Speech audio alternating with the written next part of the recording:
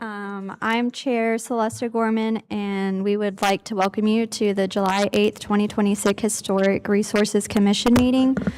The HRC is a quasi-judicial body that is governed by North Carolina general statutes, the City of Asheville's Unified Development Ordinance, and the Buncombe County Ordinance. We are authorized to hear requests for certificates of appropriateness for alterations, demolitions, new construction, and other work within historic districts, or for the alteration and demolition of historic landmarks and other duties, including preliminary review of subdivisions as specified in the ordinance for the HRC. I'll now ask commission members and staff to introduce themselves. Oh, are we just? Yeah, you can start. Hi, I'm Sue Oliva for the county. I'm an American historian. Amy Moxley, architect. Celesta Gorman, interior design. Cecil Holt, Montford. Jenny Bowen, Buncombe County Special Collections. Rob Mays, Montford. Jane Matthews. I live in Albemarle Park, and I'm a retired architect. Leslie Humphrey, Montford. Richard Mattson, Montford. And I would like to take a moment to welcome our new members to the HRC, which are Jane and Richard. This is their first meeting with us. Next, we're going to move into the adoption of the May 13th and June 10th, 2026 minutes and findings of fact and conclusions of law. Are there any corrections for these? Nope. Someone like to make a motion?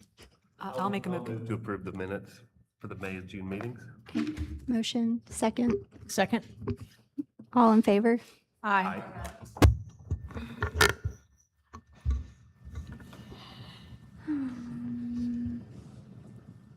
Now, if you are going to speak in the meeting today, if you could stand up so that we can do the swearing in and raise your right hand.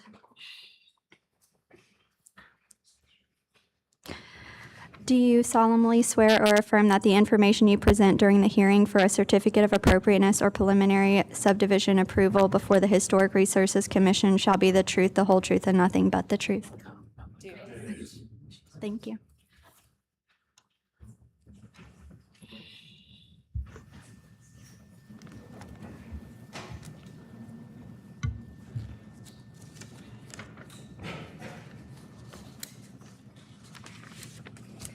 Next, we are going into the Montford Design Standards Fence Standard Amendments. If you are signed up to speak, I don't have do we have the roll call? This is a legislative matter. This is just opening it for public comment Okay. on the design standards. So it's not, they didn't technically need to be sworn Okay. in, but you do have some, I think, some direction on public comment. As a reminder, we're going to open the floor for public comment on this matter for the amendment change. Each individual will have 3 minutes to give comment, and if you would like to represent a group of 4, you'll have 10 minutes, but everyone in the group must be present for that to be able to happen. There will be a timer from staff, and they will give you a 30-second heads up when it's about time to wrap up. We can have the first person to come up for public comment. Sorry, and the comment period will be 30 minutes total. Thank you. I'm Bill Eakins. I'm a Montford resident. Own some rental properties there. Been in the neighborhood for about 20 years. I know just about all of you, so I just want to make clear, even though I'm president of the Montford Neighborhood Association, I'm not speaking on behalf of MNA. And even though I'm on the board of the Preservation Society, I'm not speaking on their behalf either. They submitted comments a couple of years ago when these proposed changes first began to be discussed. What I am going back to is the procedures followed. I'm not taking a position on the substance that's of the fence standards change. That is something that reasonable people can differ over, and sometimes unreasonable people can differ over, and I don't want to get in that crossfire. But as to the procedure, I mean, what happened when I served on HRC from 2014 to 2021, back, I guess, about 2015, Woody Farmer, who was then vice chair and a Montford resident, got several complaints about staff having approved the certain fences that were deemed not to be major work. And Woody, meeting after meeting after meeting, said that that standard needed to be changed. And after a lot of consideration, the HRC decided to refer it following Article 7 of the HRC Rules of Procedure for changes, for amendments to standards. They referred it to the HRC's Executive Committee. I was on the Executive Committee. We deliberated for several meetings and eventually recommended the standard that was passed by the full HRC in December of 2016. As far as I can see, the procedures that you followed, and I've been following this closely, have been the same as those that were followed in 2016. They seem to have been followed properly. And, there is no specific requirement for consulting the neighborhood, but the consultations of the neighborhood and the allowance of a lot of comment were far greater than we did in 2016, when all that happened was that Stacy Merton and I went in front of a MNA quarterly meeting and presented the proposed change in the fence standard for comment. There were no comments. So anyway, thank you. I think you've done what you need to do, and I would hope this is determined one way or the other tonight. Thank you.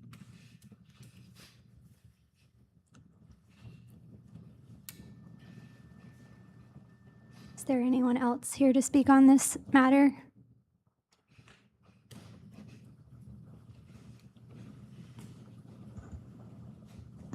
Hi, I'm Susan Loftus. I spoke before those who were here last meeting, and I just wanted to bring a few more notes. I brought some illustrations. I don't know if you want to pass them out, but should I Thank do you. that? We're not going to pass them out, but thank you for bringing them. Yeah, we're not going to consider that right now, but thank you. So basically, having studied this for a while myself, and actually during that revision that Bill was referring to at the Montford Neighborhood Association meeting back in 2016, I think it was, I did object to the terminology being added to that section and calling it strongly discouraging front yard fences. And I did strongly disagree during that M&A meeting, but I didn't come to the HRC meeting and do so. And that's one reason I think that, like Stacy told me later, that went ahead and went through. So from that point forward, we've had issues in our neighborhood with people who have a desire to put in a front yard fence, and it's difficult for them to do so when the verbiage said strongly discouraging that. So we appreciate your time and effort and energy on trying to help our neighborhood and those who've worked really hard to try to get a little bit of reprieve for people who are trying to get a front yard fence. So I looked at Charlotte's standards, and in they have fencing in their Section 8, which is a very less dominant section of their standards. In Section 4, which is the structural standards, they have porches, awnings, light fixtures, doors, entrances, and even gutters in the structural description. They put fences in the landscape section. So they, along with me, that's also my interpretation, consider the fences to be more of a landscape feature than a structural element associated with the primary structure.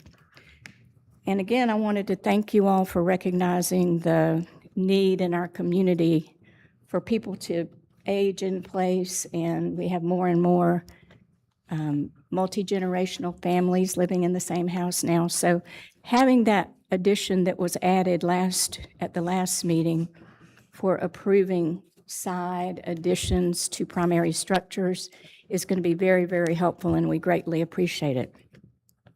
Today, I'd like to look at that addition and being allowed to add on to a historic structure, a primary structure, and the impact that that has compared to a landscape structure. 3 minutes, is that? I have 10. I didn't see you did you ask? Did they raise, can the people who are ceding their time raise their hands, please? You're ceding your time, 1, 2, 3. Okay, thank you. Thank Sorry you. about I'm that. sorry, Janice. That's okay, I didn't get that. I forgot to say that, I'm That's sorry. okay, I'm sorry. But I compare the impact or the importance or the difficult decision that you made in order to approve side yard additions to primary structures. Go ahead. To be a much more impactful thing than to disallow front yard fences or to make it more difficult to have them. So I just wanted you to maybe consider the impact of a structure, a historic structure, versus a secondary landscape feature and the importance of that to the overall maintenance and preservation of our community. The National Register nomination form was considered a lot in the discussions within HRC about whether or not to allow front yard fences to be a little bit more or easier for us to obtain. And so I wanted to read real quickly what I consider to be the part of that nomination that everyone has been referring to. Complementing the architecture of the neighborhood is the high quality of landscaping, mostly informal, in keeping with the relatively rugged nature of the terrain. Yards feature terraces or slopes and irregular planting of trees, flowers, and shrubs and native plants. Many of the yards also feature notable fences of cast iron, posts of stone, and handsome retaining walls. That's in the nomination form. It mentions fences. And most likely when you're looking at a nomination form, you're looking at the front. Cast iron fences were in the front yard. The nomination form notes that there are vistas down the straight roads and not where roads are curved. This does not refer to side views where there may or may not be front fences. Also, that same excerpt actually notes the wrought iron fences. Should a commissioner choose to interpret open vistas to apply to the side views as well as up and down streets, then it would be a great observation that I've made in Montford and elsewhere, that if you don't have a front yard fence and you're not allowed to have one, you may have a hedge. And if you walk down a historic street and you look to the right and the left and you see hedges, you're not going to be able to see the front facade as well as you would if you have a fence with a significant amount of open space. So I prefer the idea of having fences that are appropriate to the architecture. Some of our homes are very, very simple, and some of them are elegant, and the ones that are elegant should have an elegant fence, in my opinion. And then the 139 Montford, that we probably don't have time to talk about that, but that was the project that initiated Woody's effort to get fences to be heavily discouraged, and it ended up that we were able to have a nice wrought iron fence in that yard at 139 Montford, and the visibility through that fence is great. The beautiful, beautiful Queen Anne, it's a new Queen Anne, is highly visible through that fence. One time when Stacy and I were talking about this situation back when it was being revised, Stacy mentioned that nobody could find any photographs of historic photographs of fences at the time that Montford began. And I've looked myself too, and I've found only a couple, but my point here would be that when I first built my house, I might not have been able to afford a fence, but later on I would. And by the time, our period of significance is 1891 to 1930, I think. So certainly during that period of significance, there have been many, many, many fences built, many attractive fences built. And to me, they add a lot to the character of the community. And then safety and security, most importantly. This is my dog, April May. You can't see her because you don't have a handout.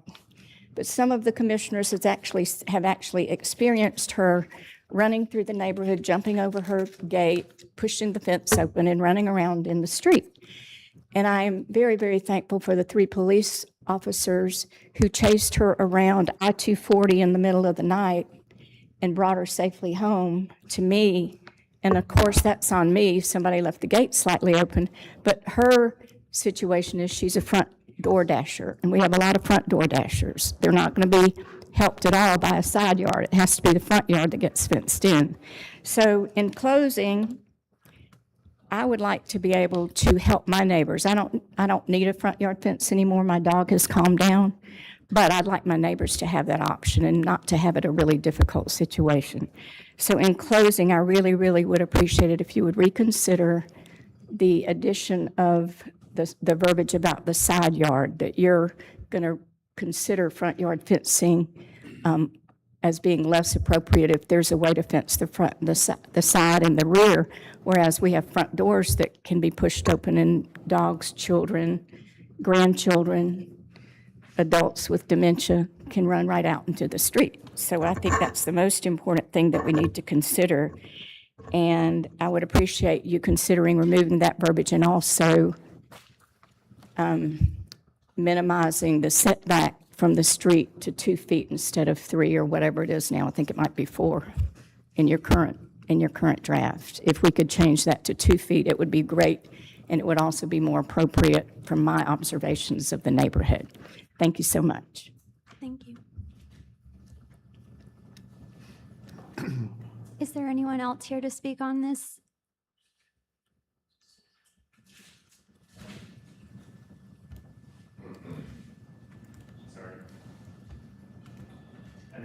I say who I am. My name is Rhett Mays. I'm the twin brother of Rob Mays, but represent myself and am all separately a Montford resident. It was my fence that really drove Woody crazy, and that resulted, which we disagreed about. With those of us with small children weren't particularly capable of being involved in the process back then. But I would point out for Woody, who's unfortunately not able to be here and defend himself, that he himself had both the front and the backyard fence, the front fence of which would not pass current muster based on the regulations. My comments are brief and will mostly be just directed toward my profession, which is a pediatrician, and I would say any body that was enacting a restriction for historic purposes that didn't take into account the speed and volume of traffic in Montford now would be short-sighted in doing so. These things, the neighborhood has adapted, and the restrictions or the guidelines have to adapt to make accommodations for that. I would extend that to screening porches to protect from mosquito-borne illness as well in Nashville. But cars versus kids are a real issue. Cars versus dogs are a real issue. Dogs versus kids are a real issue. And there are people who find themselves where this, regardless of what's going on in their backyard, that for basic safety reasons, they need one extra barrier between them and the road. And that should be taken into account. That's all. Thank you.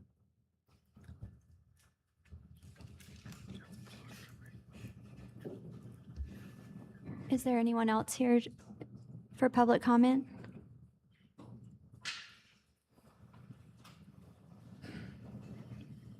Hi, I'm Kathleen Patton. I'm a Montford resident, and I can say that I don't know this material as well as some of the people who've spoken here. I appreciated Rob's research into it. And I could say that my house, I do have both a front yard fence and a backyard fence and a hedge. And I'm probably an exception in Montford. I bought the house that way.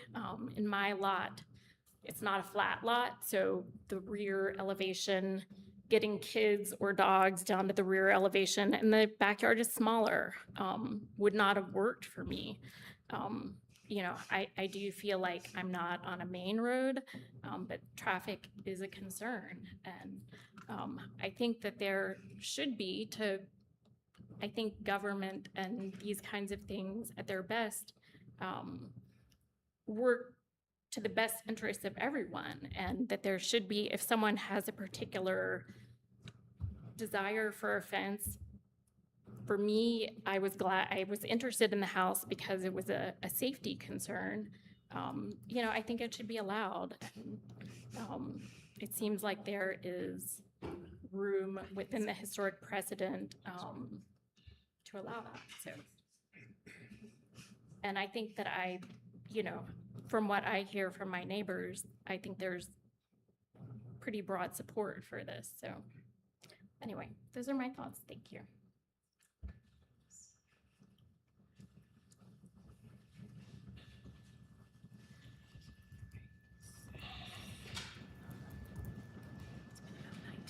My name's Susan Egerton. Thank you all for reviewing this. I just want to say that I am in favor of people being allowed to have front yard fences.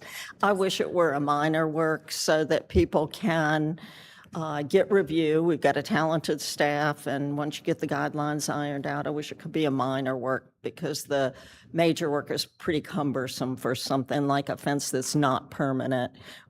The other comment that I have to make is the 4-foot setback seems awkward. As I walk around the neighborhood, I do like the idea of a setback so you can have nice plantings. The fences that we have are planted and they look great. 4 foot seems awkward. When we had originally asked for this amendment, we'd ask for maybe a 2-foot setback, a minimum of 2 feet. So I think 4 feet's awkward. Thank you. Thank you.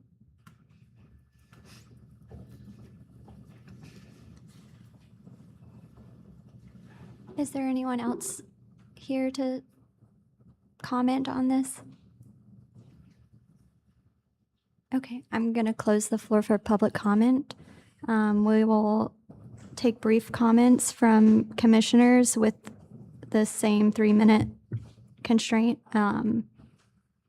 We can go down the line if anyone has anything to say, otherwise you don't have to. Richard, do you have any comments? Okay. Leslie, did you want to say anything?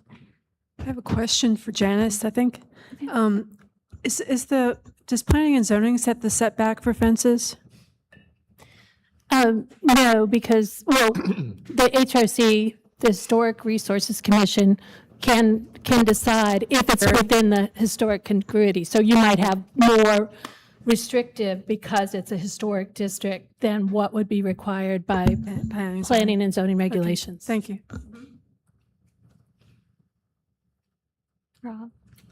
I do have comments. I don't think 3 minutes would do it justice, but I have submitted materials that hopefully the commission's members were allowed to review. And, you know, I think my main, you know, substantively, we concluded that we were an outlier in making this a major work and reserving the right to deny these things. The community, to the extent we did get their feedback, it was overwhelmingly in favor of allowing these things. And the historical evidence is that there were fences in Montford, and we were wrong to ever say otherwise. And we were wrong to make that recent amendment, courtesy of Mr. Farmer, barring horizontal support and wire fences. That's just, there are photographs of those. I've submitted those to other commissioners. I asked that they be added to the materials for today's meeting. That apparently was declined. I also submitted an alternative amendment, which that also was declined. I think based on council's suggestion that only the executive committee can draft and introduce executive amendments to the guidelines, which I think the 30-odd people identified as having contributed to the guidelines in our draft and when they were revised in 2010 would probably disagree with that assertion. Luckily for Mr. Farmer, he was on the executive committee and he could take it up.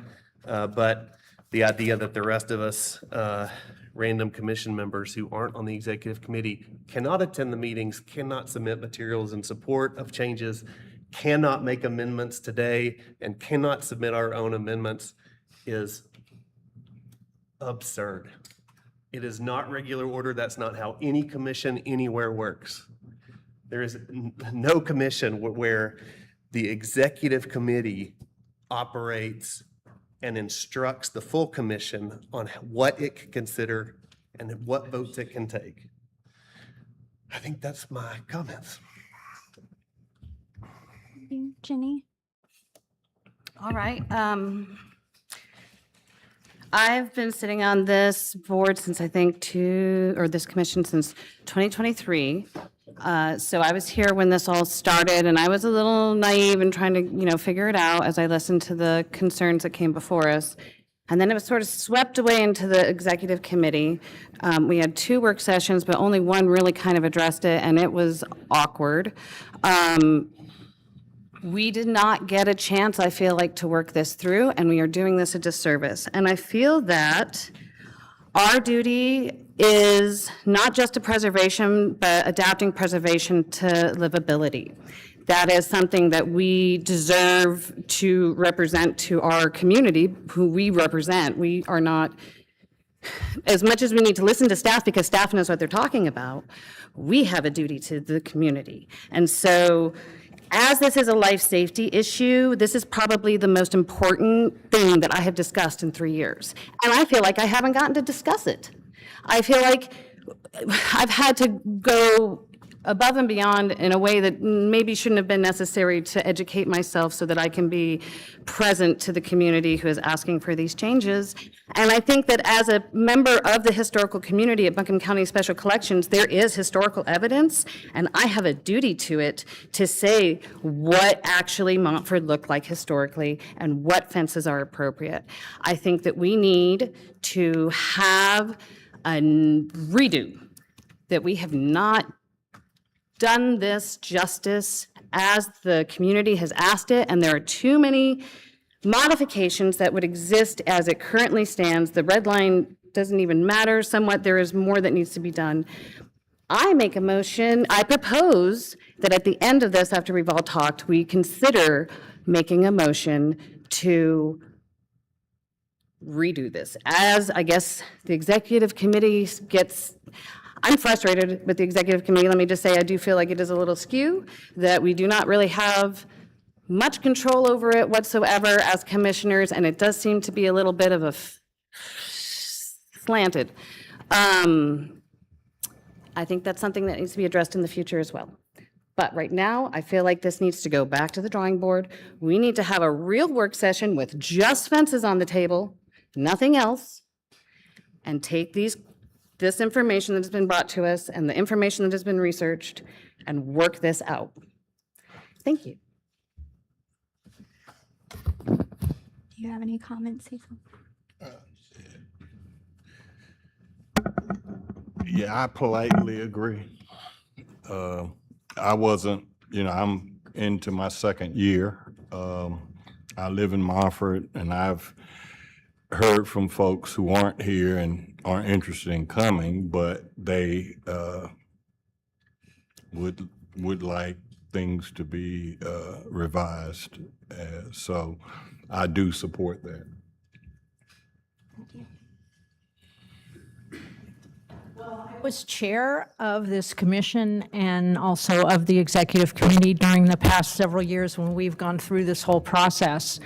And we spent a lot of time. This is sort of at the very end of the game now. We're getting all this input.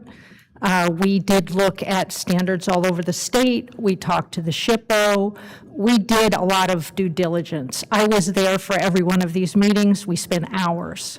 And I respect everyone coming here and giving your opinion. I think it's really important, and I appreciate that.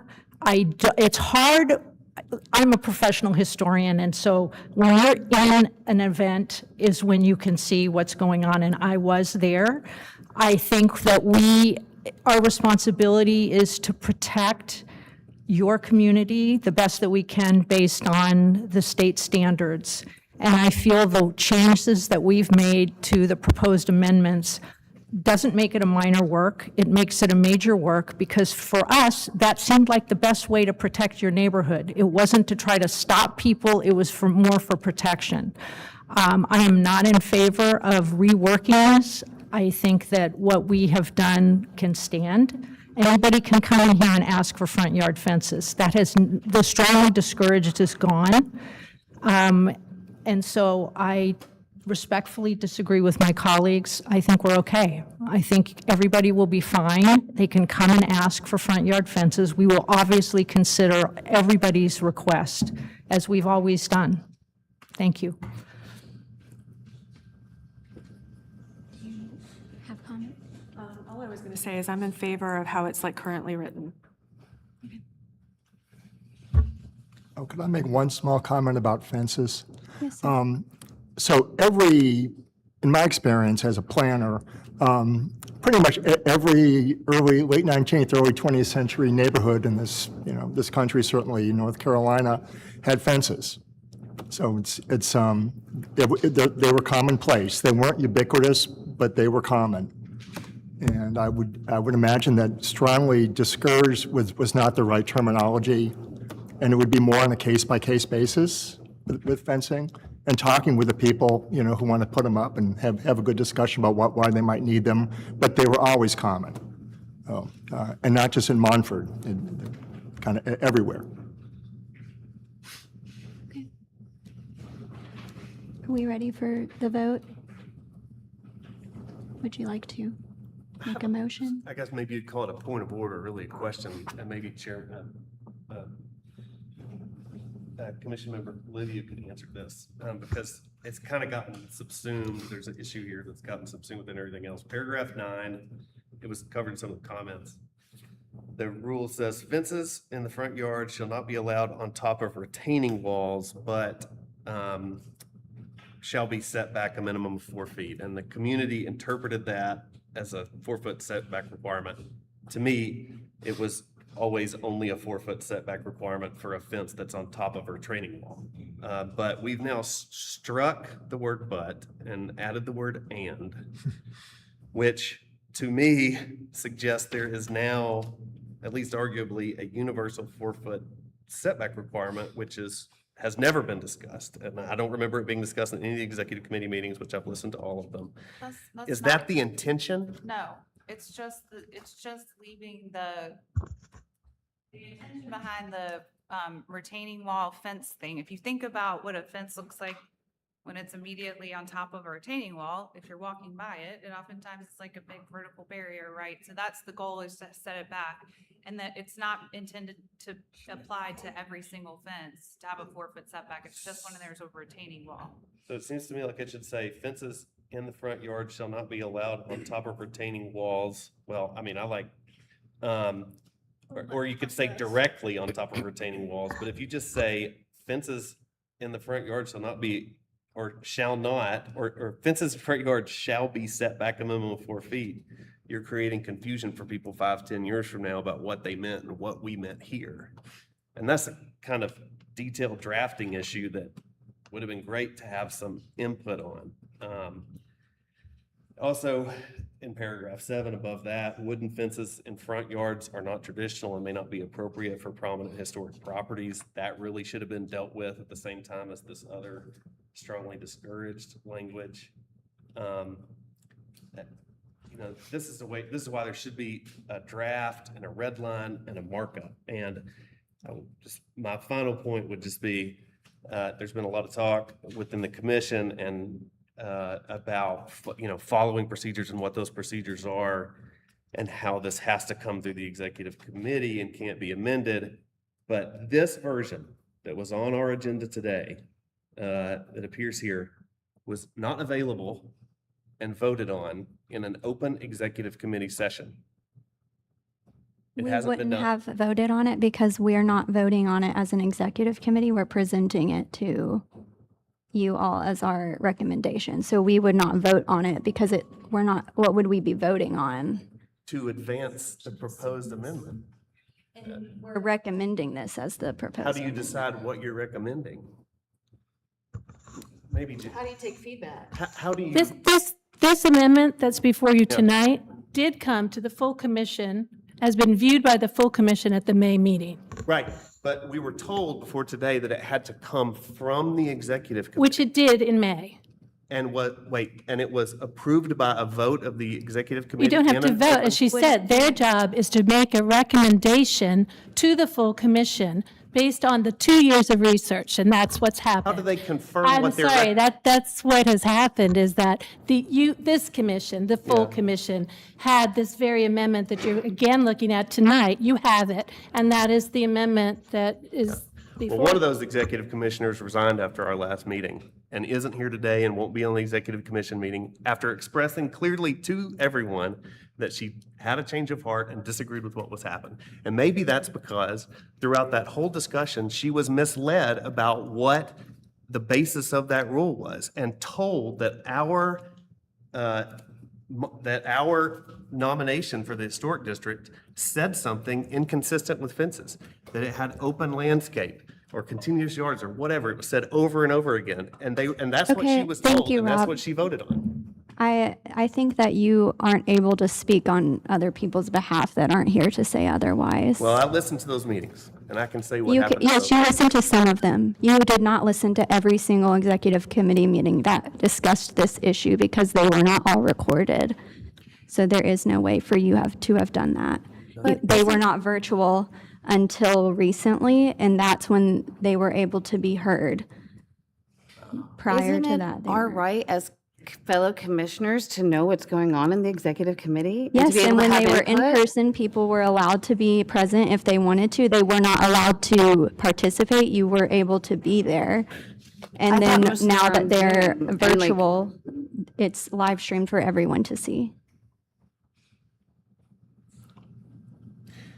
Does it not feel like it's gatekeeping on some level? Does nobody else see that?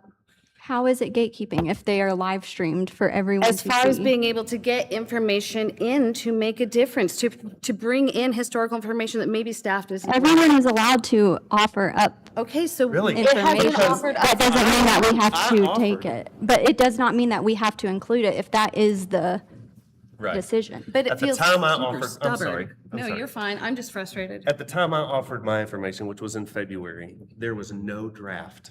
Now, we were told in November that there would be a draft and that we would get it and that there would be public sessions, one or two. There was a draft. For You comments. were not, it was not presented to the commission yet, but there were drafts. There was I've listened to those executive committee meetings since then.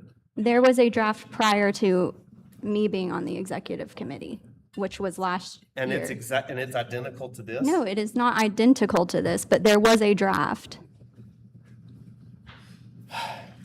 I would like to come back to say that this is not personal and this is not directed at anybody with any negativity for the time and effort that has been spent on it. We are just trying to bring forth the community's overwhelming ask to reconsider the draft as it currently stands on fences only. And there has been a commissioner who has done the legwork to try and bring it relevant, very appropriate historical evidence to the commission for consideration, and it has been very difficult for that commissioner to do so, and to get that information to us. And I feel that that says something about the process of all this, and it's been frustrating. That's where the frustration is. It's not with the executive commission or the research or the work that they have done. So Well, I think you please insinuating that understand. they did not do any research We're in the not saying 2 year. that. Yes, it is. We're By saying you we have saying that additional only research. one commissioner's research is the correct No. research is saying that the commission spent 2 years and did not That's not what we're saying. come up with. I would We're- love to see. You're No, taking it now off the record for we're this. moving on to the vote. Can someone Actually, please- I'd like to make a motion to amend the amendment that's before us. Legal has said that that is not recommended on this. I'm sorry? Legal has emailed and said that that's not recommended. Oh, and you consider yourself bound by the opinion from legal counsel from the city? I would say that having recommendations from legal staff, I do take precedence with that. Well, I'm going to appeal the decision of the commission and ask, of the chairman, and ask that the full commission exercise its right under the rules which say the executive committee always operates with the consent of the full commission, to withdraw that consent and ask the full commission to vote to allow amendments to this rule before we vote on it. Are you asking for an amendment to the rules of procedure? I am asking for the full commission to vote to overrule the chair procedurally and to allow amendments to be offered to this proposal. Okay. So the legal advice regarding the rules would be what we've already said about the executive committee being the body that would present amendments. The reference to the full commission directing the chair otherwise. So the chair has the authority and obligation to rule on points of order and procedure, and those rulings stand. However, the commission can direct the chair otherwise. The language directing the chair otherwise is somewhat less formal than something that would call for a full vote. I think it would not require a full vote, but there is certainly nothing wrong with having a full vote. So following the chair's ruling on a point of order or a procedural question, someone could ask that the chair's decision be directed otherwise. And at that point, either by a show of hands or head nods or a formal vote, the chair's decision could stand or not. But I believe, before you interrupted, that the chair had started a motion, the motion that's on the table, and then you can make an alternate motion. But I thought Chair, weren't you saying the motion that is before was on the existing amendment, and then you could open it for an alternate one as well? But you didn't let her finish, I don't think. So, Chair, it's your. So in other words, she started to have a motion, which is before you, which is the text amendment that is in your meeting materials, and a vote on that. Okay. That, I thought. So we would have that vote, or that would be stopped, and then the next? She started to ask for it, that motion, and somebody didn't have a chance to say. Because we needed to stop it so that we could give more input. We're not ready to vote. But if you ask for a motion, then there's someone has to second and or not. So I would advise that the procedure, I think what the commissioners are trying to do is amend the executive committee's proposed revisions to the design standards. Am I understanding that correctly? That was my offer. Okay. That was my suggestion. I think that So- Ms. Bowen had a separate suggestion, which was to delay it. Well, to just take this off of the public stage and take the input that we have and re-examine it. So the chair was in the process of moving or asking for a motion to accept the executive committee's recommended changes. Once that motion is on the floor, then it would be appropriate, if not necessarily allowed by the rules, to move to amend that. I think that's the timing that would accord with procedural standards. And what I think happened is that she started to make the motion, and I apologize for interrupting, but and then I moved to hear amendments. The chair ruled on that and ruled them out of order based on the advice that you've given before today's meeting, that amendments can't be given. My motion then was to have the full commission overrule the chair and take up amendments to the proposed rule, which we can do now. I don't think it's ideal. I think Commissioner Bowen's idea is better, but I mean, there's three I think sentences. what the commission does will be up to the chair at this point. I mean, I'm sorry? I think it's how the commission proceeds to unravel this would be up to the chair. We're going to take a vote on the amendments that are being presented. Your answer will be recorded, whether you want to approve it or disapprove it. I'd like to make a motion that the commission votes or has a chance to vote on the proposed amendment 2 as written, fences and front yards, pages 36 to 37. Is there a second?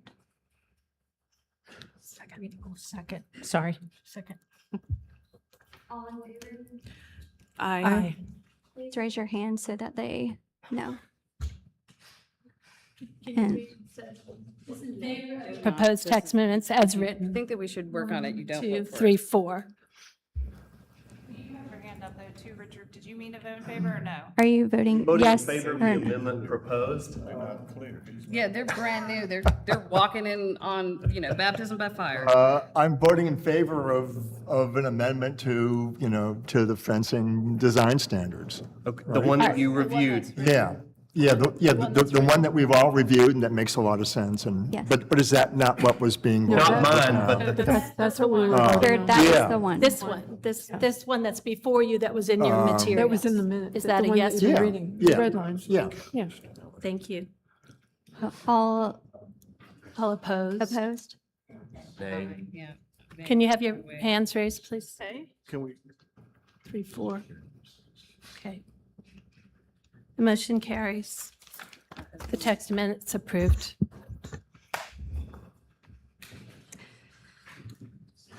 We will now begin the evidentiary hearings for the items listed on the agenda. As a quasi-judicial proceeding, the HRC is not setting policy, nor are we soliciting public opinion on the desirability of an application.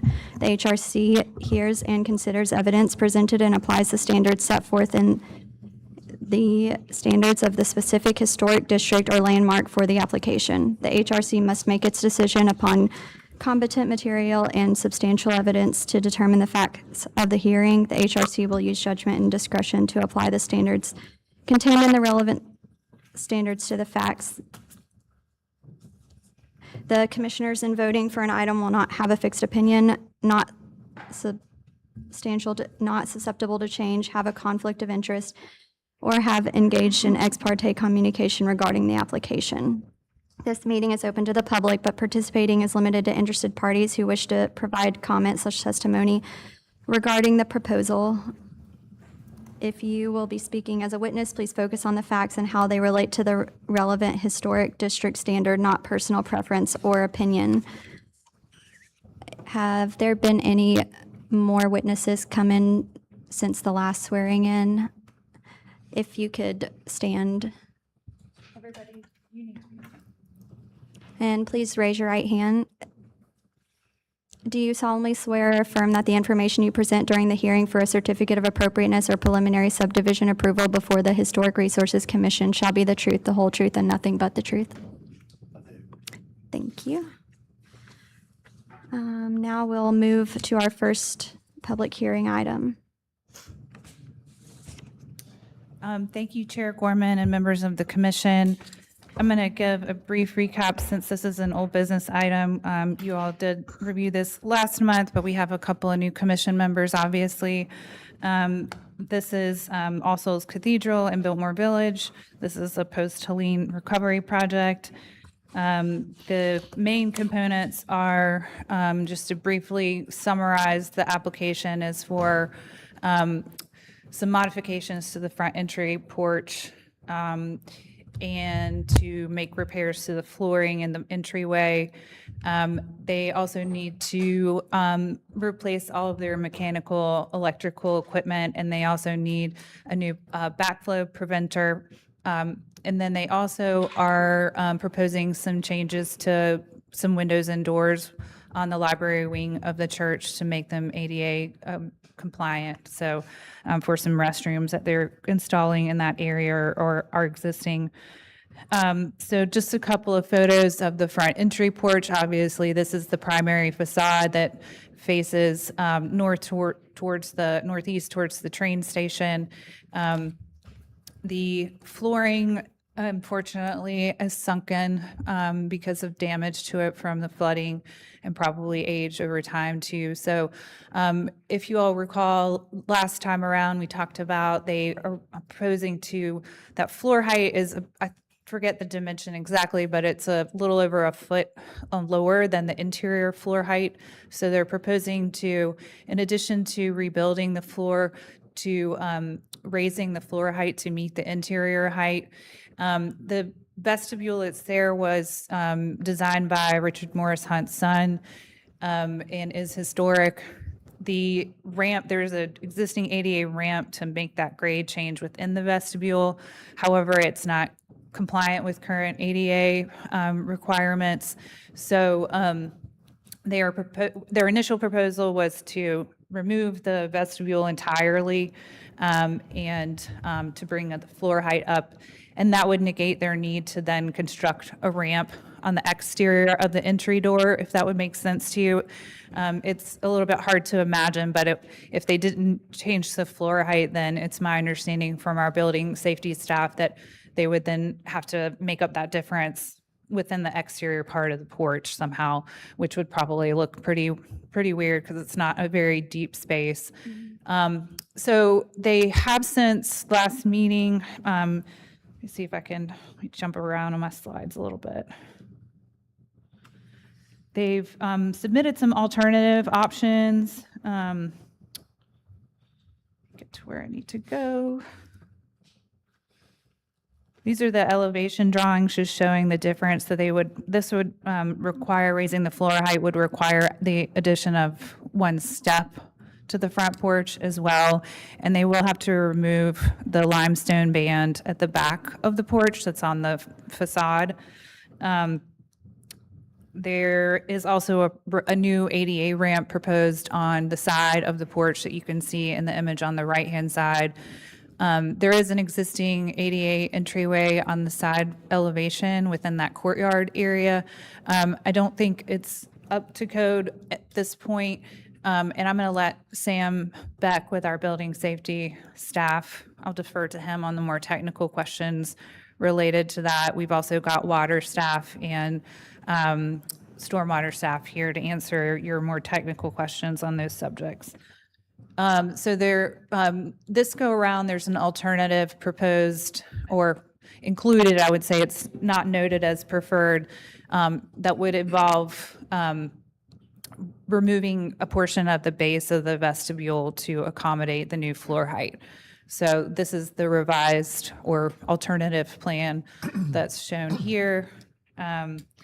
We talked a lot last time about the mechanical equipment enclosure that is proposed on the north elevation of the church. It's fairly large, or was in its initial submittal, 32 by 16 feet wide. So it would almost touch the sidewalk on Hendersonville Road. So it's a pretty big area. That on their original plan set showed the mechanical, three mechanical units, their electric meter base, and the backflow preventer. Thankfully, we were able to connect with our water department, and they were also were able to meet with the applicant.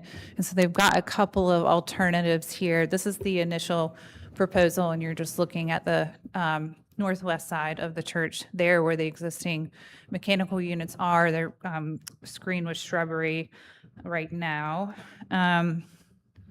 This drawing is just to show you that the enclosure that they're proposing on that side elevation includes a 4-foot tall flood wall enclosure, which we haven't seen as far as site features in Biltmore Village, at least post-Helene. This is the first one I've seen in the village.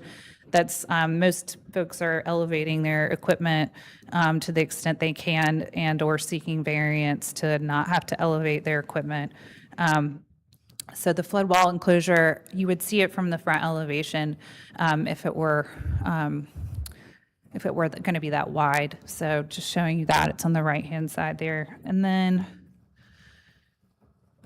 this is an alternative where it shrinks, and you see in the site plan, the red box that's on the top left, that's the backflow preventer relocated to that elevation, which is a less visible elevation for sure, and they are already proposing a generator for that elevation.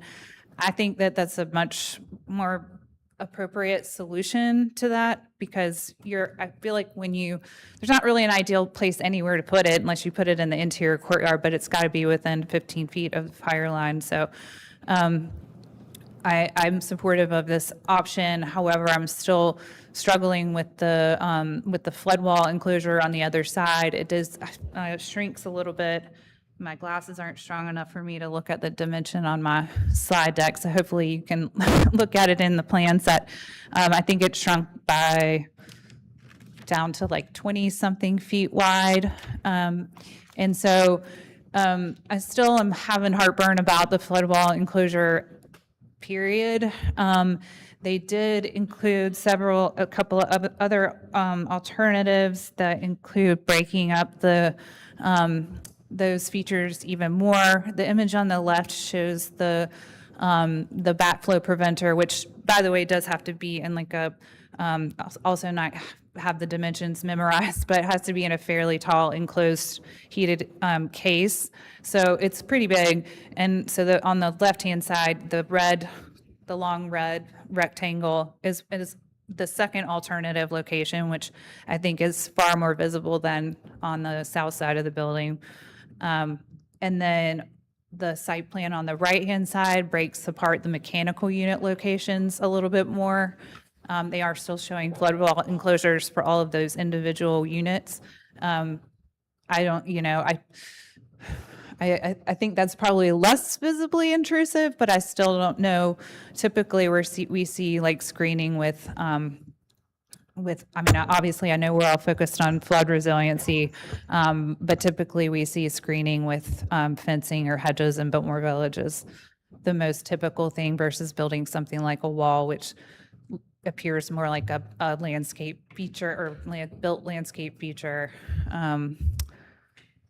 This is a rendering of a different alternative where they don't do the flood wall enclosure for those units on the north side where they're mounted on metal platforms. I think they're still kind of tall. They have to be above flood. Yeah, and so it would be, I thought I included the drawing that, I'll grab it if I forgot to drop it in my slide deck. It looks like maybe I just missed it. Yeah, sorry, there it is. So you see the metal platforms there, and it would be screened by landscaping, which is more common of the district than a flood wall. But I didn't realize that is totally subjective, so I'm interested to hear the commission's thoughts on flood wall versus vegetation. And to be clear too, that if they do the flood wall enclosure, they're planning to screen the wall with vegetation as well. It just results in a much bigger area because if you enclose it, you still have to have the clearance around the unit. So it just eats up more space. The changes to the windows and doors, I'm not going to spend a lot of time on that. I don't think there were too many questions on that front last time, but they're all within interior to the property, so they're not in highly visible locations, and they are proposing these changes for ADA compliance. And there's some photos from last time around in here too of those features. And There are some additional mechanical units that we didn't really spend any time on that are within that interior courtyard, but I don't have any concerns about those. So those are the main things to cover. And then real quick, sorry, I'm jumping around so much, but the other piece, I guess it's important just to note, especially for the new commissioners, all the windows that are basement level, they're proposing to enclose those with brick. And then they're also just proposing to do a deployable flood wall, which I think is a great solution for them. And then just replacing a basement level door as well on the north side. So I don't have any concerns about this part of the scope. Thank you. Questions? Does anyone have questions for staff on this project? Are there existing windows in the basement, or have they already been bricked in? They are, but I don't think they're original to the structure. Okay. Yeah. Just want to clarify too, you said that if they put up the flood wall, they would screen it with planting, right? Correct, yeah. Okay. That's what I saw, but I just want to make sure. And if they got their, so there already is a mechanical area over there on the side that's screened by plants. How much bigger is this with the wall than what's already there? That's a great question. I don't know the dimensions. I mean, I guess probably the biggest difference would be that it would be 32 feet long because they have to accommodate space for, or well, I guess, sorry, it would be 20-something feet long because the preventer is being moved out of that area. So I would guess that the current, there's only like 3 units there, I think, right now. Yeah. So it's But it's probably, kind of one of those big grated, there's like these open grates, right? I make that up.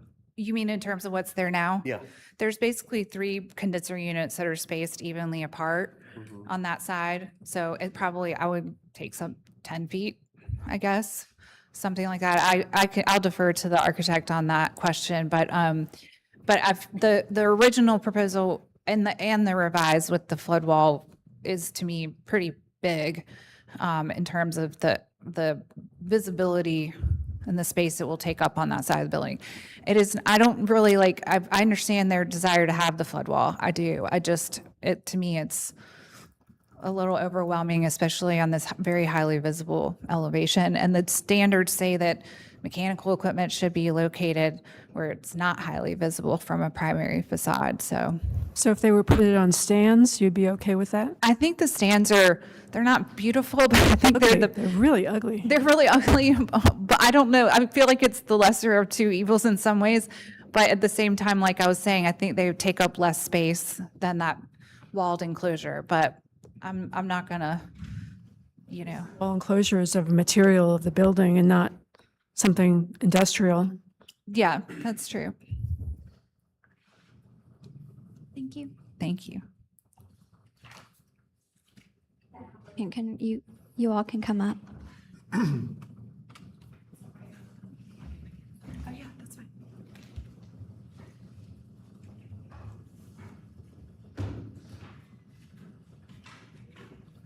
Oh, here, you want to plug in here? I'll just move this out of the way. That way you can. Thank you.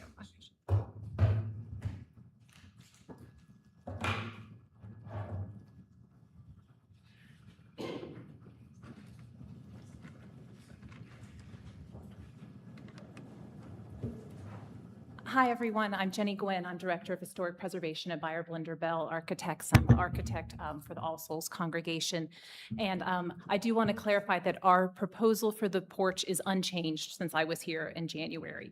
We provided some graphics to show in response to questions that we received from the commission last time about what if you did the ramp on the porch level. But we do not consider those options. We think that that would have a far greater negative impact on the primary facade of the building. And so those were provided to show what we are not proposing. Our proposal for the front porch and the ramp in the vestibule was unchanged from June. And so just to walk everyone through that, if you see up on the screen here, this is actually the current saggingness of the porch. The porch did settle as the water receded. The water actually came up through the basement of All Souls. And so that's another reason that it's very important for us to make the basement watertight, is that there was water onto the porch and up through the basement and receded. And so no matter what we do, we have to reset the porch. That is not something that can be left the way it is. And so in looking at that and talking with the congregation and hearing about the 100 years that they have been dealing with the tripping hazard of having to step up into their church through all 3 doors off of the porch. And this is an Episcopalian congregation, so processing in is a big part of every single Sunday. Also, it's not accessible, and this front porch is a gathering space to them. As I mentioned at the last meeting, they don't have a narthex on the interior, and so this really is a gathering place. And so making this fully accessible for the entire congregation and allowing anyone to come through the front door was a primary consideration as they look to make the necessitated repairs from Helene. And so in raising the elevation to align with the finished floor on the interior, you can see that's what we're proposing here. So we're raising it 9 inches. You do still have, I'll show you here, this graphic. And again, we just added more dimensions. This is not a change from July, but you do still have the reveal at the front from Hunt's original design that will read clearly. And then we are proposing to remove the vestibule. The vestibule was added 2 to 4 years after the original construction, and it really does inhibit their use of the space. The ramp that is in there was never ADA compliant. It was just the ramp that would fit. And it is a significant tripping hazard for them and has been. And so they want to be able to use the space more fully, have it open. And I really think that was the original intent, as to have this read as an open porch. And so I see this as a restoration to the original porch, which is something I want to note. In looking at the standards for Biltmore Village, it specifically calls out a different treatment for landmark buildings in the village, of which this is a landmark building. And it says there that landmark buildings should be returned to their original state. And so that is what we are doing. And while there are instances around the village for non-landmark buildings in which alterations gain their own historic stature and should be considered, we feel like this is, because it is a landmark, really important to return it to its original condition. Are there any questions about the porch and ramp? Yeah, the last time the question that I had was, and maybe this is not a question for you, but for someone else, which is the explanation that as I understood it was, part of the reason for raising the porch is that you have to do that to eliminate the step up into the sanctuary, and that the current step up amount means that the building does not meet code, and maybe also ADA compliance, and you were going to have to build ramps. So we could put back, because it is a historic building and because we're able to follow Chapter 12 of the IBC, we could put back the ramp and continue to not meet compliance. But since we have to rebuild the ramp, and since this is a level 3 alteration, we feel that it is in the best interest of the project to meet current code. But current code would require that whenever you're going through an egress door, of which these are all 3 egress doors, you can't fall off. You have to have a 4-foot by 4-foot landing. And so I think we did it here. In response to the questions we received, we looked at different ways I think, really mess up the porch, but there would be other ways to do this. And so this is, if we didn't have this ramp here, you could have a ramp to just have ADA compliant access. And so this is the length of the ramp if the porch were to be set back at its original configuration and not raised. Here's if it's pushed back, and we just did it across here. Again, it really inhibits the church's use of the porch as a gathering space and really makes it difficult for their weekly processions and other. And then we looked at, do you just bisect the porch and raise and have a whole level? And this actually is an approach that has been taken at other landmark churches. I think it has a significant visual impact and much greater than the change we're proposing to the front porch, but we did explore that. It really bisects the porch and makes it, not the gathering space, which is the goal for really having this as a meeting space. It is a very large porch. It's over 800 square feet. So this can really be a usable space for what is a very landlocked, space-limited church. Yeah, that was the last of our terrible options. Can I ask how much of that 800 square feet this vestibule takes up? know exactly the answer to that. It's probably, let me see.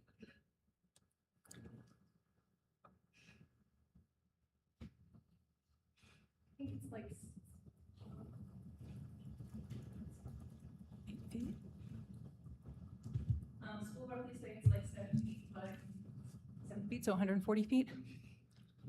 And it's sort of right in the middle. And I really do think that when you look at Hunt's original drawings and the sections they drew, it's the porch you can see through. And so it's a sort of a reading of the negative void relationship of the very solid tower and then this porch, and then the other building, the parish hall, which isn't part of this project, also has a porch. And so I do think that the openness was the original design intent. So I can't support this with the vestibule being removed. So and I don't know how my other commissioners feel yet, but I'm wondering what, if they also feel like this is like such a architecturally significant part of the porch and the church, regardless of it being a year less old, it's still made by the family, and that actually kind of makes it a little more endearing that it's like a father-son legacy. What is your preferred way of like going forward then if there's a plan B that has to go into effect? Of retaining the porch? Of retaining the vestibule. I think that the church really wants to and needs to, in order to meet accessibility goals. So we would raise the porch and modify the vestibule. I did think one of the factors of not having to do that, not having to cut it off if we store it, it is more reversible in the future. And so if we modify the porch with the raised, if we modify the vestibule with the raised porch, it is not as reversible as we were going to remove it and store it so that in the future it is going to be stored on site, reversible, in keeping with the Secretary of the Interior standards. Can you explain again the vestibule? You were saying, in your view, because it's a designated landmark, the guidelines, the Secretary of the Interior's guidelines actually suggest returning it to? It's not the Secretary of the Interior, it's the Village Historic District guidelines. And so you can see here that if alterations have occurred to a landmark building, every attempt should be made to restore the building to its original state. And it does state original state. And so I feel strongly that our project is very much in compliance with that part of the guidelines.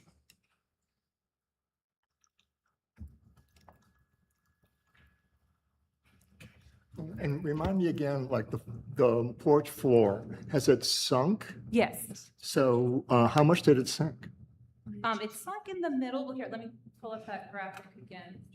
So you can see that this is the red dashed line is where it, or sorry, the red dashed line is where it should have been. So it has sort of sunk down here. And so the foundations have failed. So we have to reset it anyway, but it's, So you'd have to rebuild the porch floor anyway? correct. There's not a world in which the porch floor post-Helene is going to stay. And obviously the herringbone pattern and everything will be, Well, we're salvaging all the bricks. So the exact bricks will go back. We're not, it's going to be, but take you're, back foundations, put back the paper. so you're resetting it, but you're raising it 9 inches. 9 inches. And that's the other thing, for those of you who are new to the commission, it's also a flood mitigation measure to raise the porch as well. And so that way that you're not getting all the way to the threshold of the doors before you are at that higher elevation. And so we're moving away the full depth of the porch to get to the higher elevation. And also when the porch did originally have a rake to it, but that is also, as you can see in our proposed, the water will, even though it's covered, it will shed away. And will that mean one more step or no? Yes.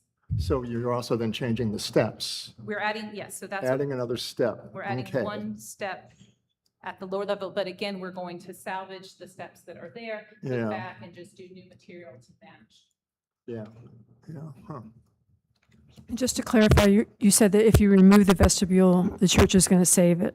Yes, it will be stored on site. Okay.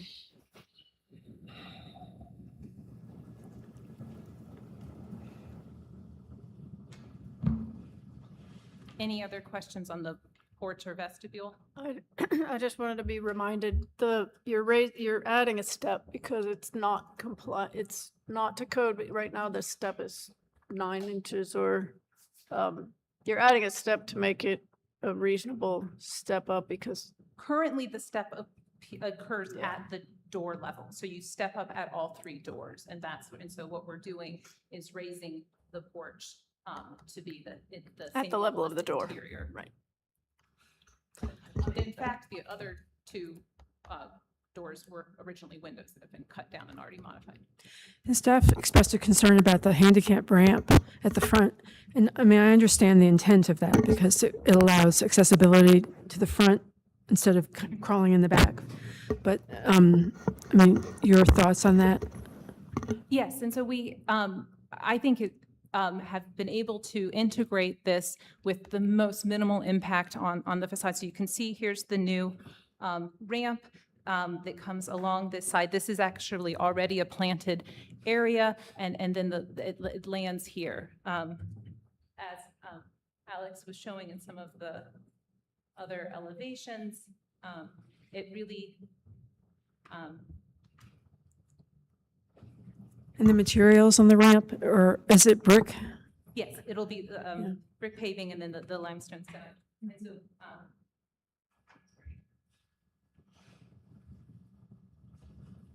oh, and this is for sorry, just because I have it up, this is an interior vestibule, which is what Hunt's firm had explored during the early design phase. Here is a close-up of the ramp on the elevation. So if you're looking directly this direction, and then here it will be shielded. And again, this is already a planted area. And so it has really a very minimal impact on what is not the Primary primary facade. We went to the side. We didn't do a ramp right in the very front. And we were able to avoid a switchback ramp by working with the grading.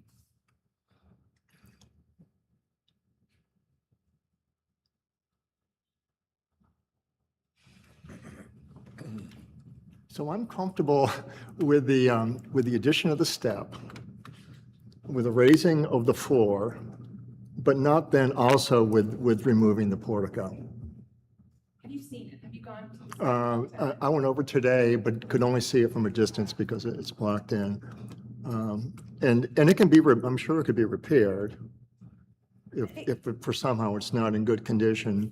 It just seems very tacked on. Like, I just really think that Yeah. we're making too precious of something that a few years after the church had opened, Vanderbilt was getting cold drafts, and I think they sort of hurriedly put this on, and I just don't think that it is in keeping with the original design intent. And so I think it's Yeah, it's been tacked on for 100 years. It has been tacked on for 100 years.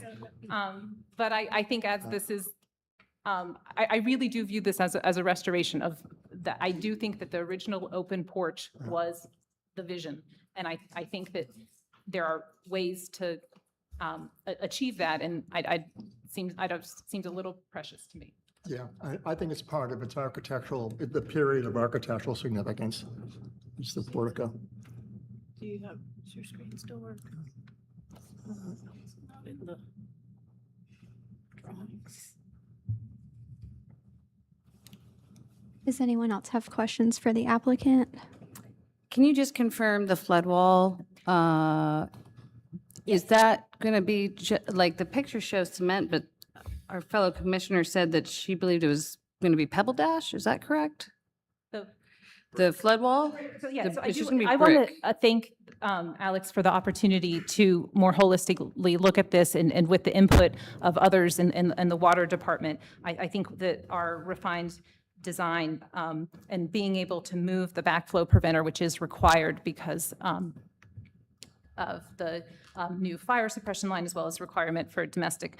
So in moving that over away from the Hendersonville Road, we were able to minimize it. So it's only 9'8" wide now, and it is 24 feet long. We do have in here some other studies that we looked at of sort of dispersing it, and I do want to note that not only do we think that has a more visual impact, but it's also a significant cost to the church, having the consolidated, that's less footings for the flood walls. And then we do have the study. So for those that were wondering, this is what was there previous. Well, these units have been removed, but prior to Helene, there was this array of 1, 2, 3, 4, 5 units and the electrical tacked on to the building. This is the current condition. And this is the proposal with the revised footprint. And so you can see I'm sorry, it's 12, we're 9'8" off of the sidewalk. I apologize. It's still 12 foot deep to allow the clearance. And I do think that I want to draw attention to this elevation. And this is where you do read the pebble dash, which again, I think was part of Hunt's original design intent of this sort of solid void relationship. And so when you have the raised units, which is the more typical application that we did include in here, you lose that reading. I think that the visual feeling, while I fully understand that a brick wall in here is not what anyone wanted to do, and it is a change to this elevation, but I think that these units being raised actually has a more negative impact on what you're going to see as someone driving by, someone standing and on the sidewalk. This is, I think, more visually jarring. And the amount of shrubbery and the height of the shrubbery to hide that, and the church would need a fence probably from a security perspective to protect their units. I think that actually has a bigger impact than a lower flood wall that would allow the pebble dash part of that facade below the windows to read. Did you consider pebble dashing the flood wall at all? To try to replicate what you've taken away? I would certainly be open to that. We were, yeah, no, and we did consider that for the ramp, but then once we got into the elevations, it got a little fussy. But no, I think that's certainly something we could consider. Kind of mimic it with brick and pebble dash. Yeah.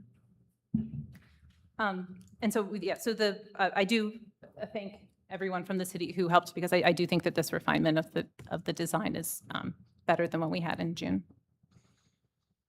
Any questions on the flood wall enclosure? And I will just provide the dimensions. Alex did a good job of describing the backflow preventer, but I just, in full transparency, it is 6 feet 1 inch. And that is with a custom cover that is as small as we can get it for the assembly that we need. And so we have sort of dashed in here the side. Obviously, we can get plantings that are more in line with the height of what is currently there. But we have done everything we can to try to not impact the view from the interior windows looking out, and to put it in what is already a sort of utilitarian area. There really is no back door to any part of this campus, but it is 6 feet 1 inches tall. Can it be painted? Yes, actually, there's you can buy, and you may have seen them around town, but the company that makes these actually has scrims that you can apply to them.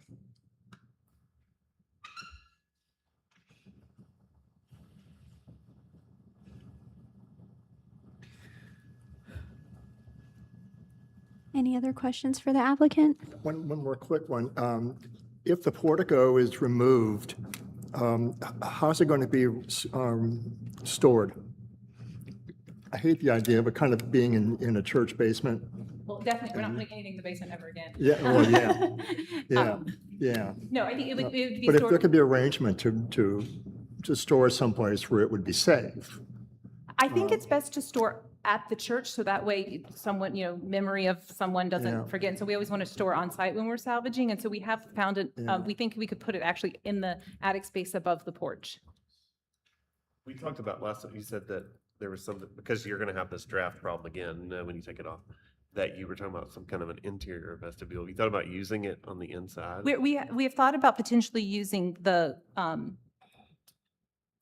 it does not meet code, its size, and so it's not like we can just pick it up and put it inside. It has real issues with its code compliance and its size in terms of accessibility.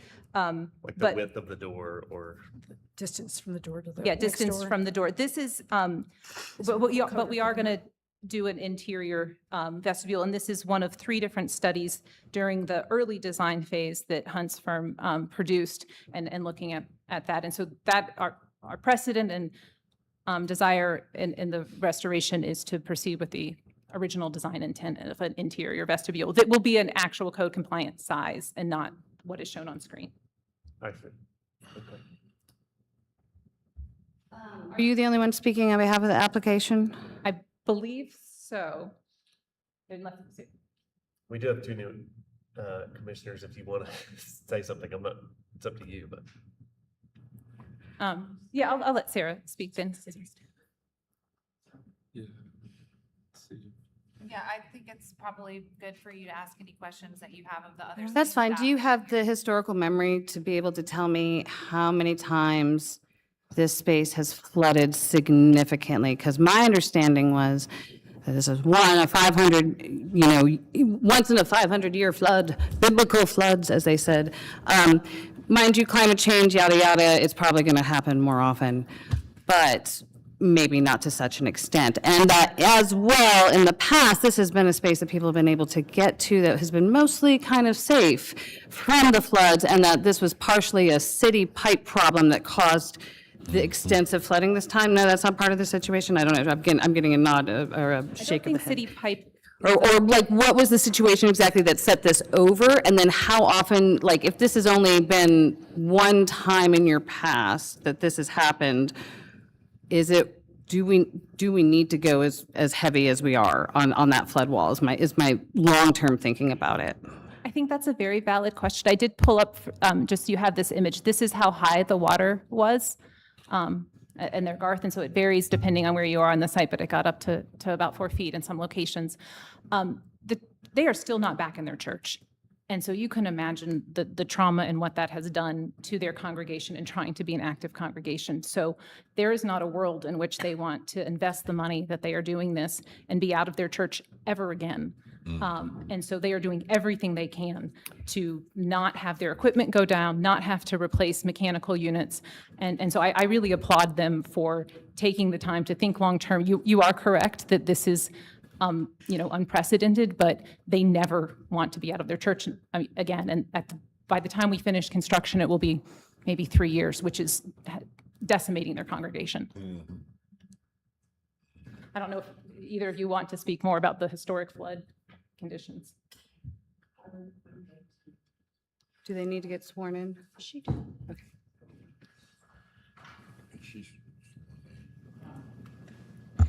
Sarah Hurlbut, Dean of the Cathedral of All Souls, and the history has been that All Souls has been a place of resilience and a place of community. In the 1916 flood, there were literally people that lived in the sanctuary sleeping on the pews. In the 2004 flood, we were able in our parish hall to accommodate the Red Cross and folks. Again, a site of resiliency. Now, obviously, anybody who's lived here for a while knows that the water can be a little interesting. There was, not long after I got here, there was enough of an issue with the water on Boston Way that Wellbred of blessed memory was not able to make any ice that day because the water was not able to be used. We had an ice maker. And so they brought over a bunch of coolers and they got ice from the cathedral and went over back to the shop and were able to, do their business. We want to be a site of resiliency, which means all of our systems especially have to be resilient, have to be protected. As the historic center, as the physical center, and as, frankly, an emotional center of help, we want to be in a state when we come back that, God forbid, we are able to be a site where people can take refuge.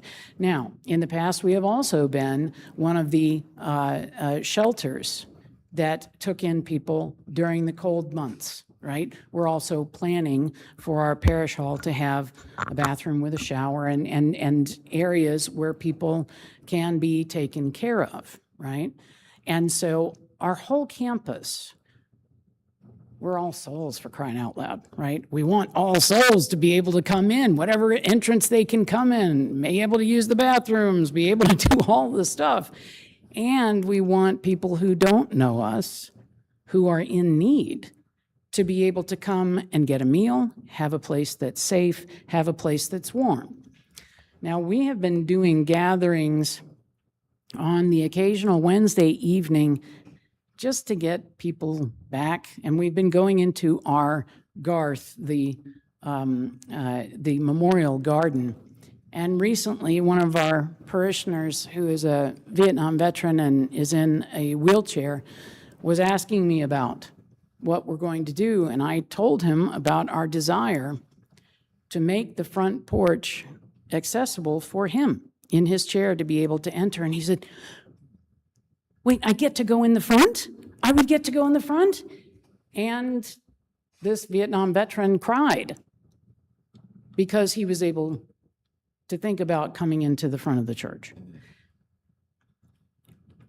We are in a day and an age where the most important thing for all houses of worship is to worship with all and to be accessible to anyone who wants to come in. And my goodness, we have got the expert of experts to build us back in a way that's going to be gorgeous as well as resilient.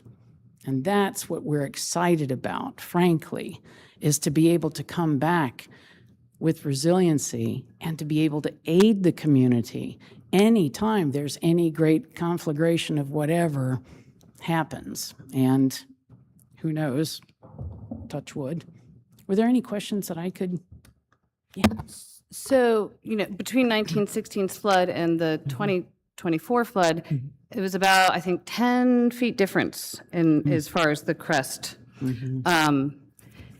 And just so you know, I lived on Depot Street and I was displaced and my entire first floor of my apartment was completely flooded with 11 feet of water and I was homeless for 4 months. So I feel you. I am definitely not like, I'm there. I understand. I know you want to get home and I know you never want it to happen again. But do you know what caused the difference this time? Like, why did you flood this time and not in 1916? Like, what was it? Just the 10 extra feet of water, or was there any other? Do you know any other causes that may have contributed to it? So, of the folks that I've been able to, because I go to all the Biltmore Village Association meetings, they're supporting the businesses.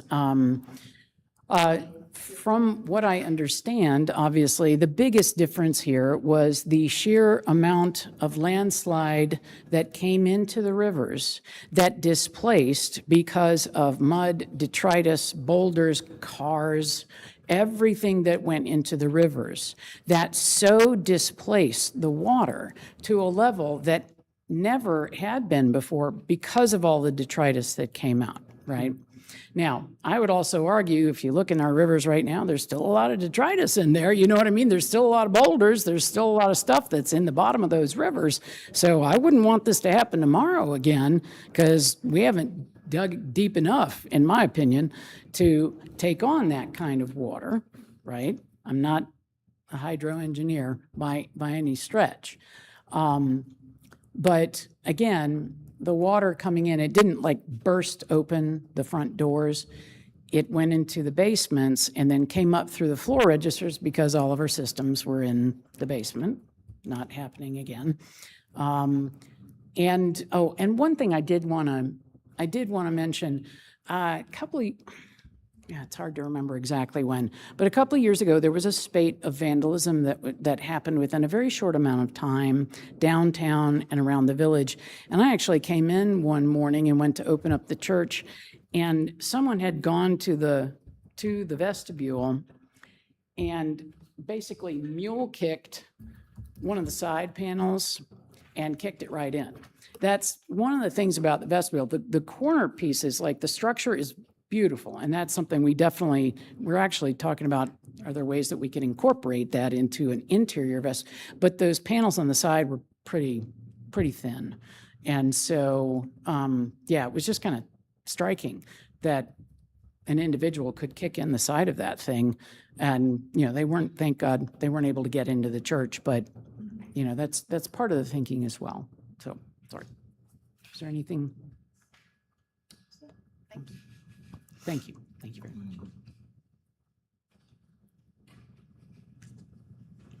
Open the floor for public comment. Is there anyone here to comment on this project?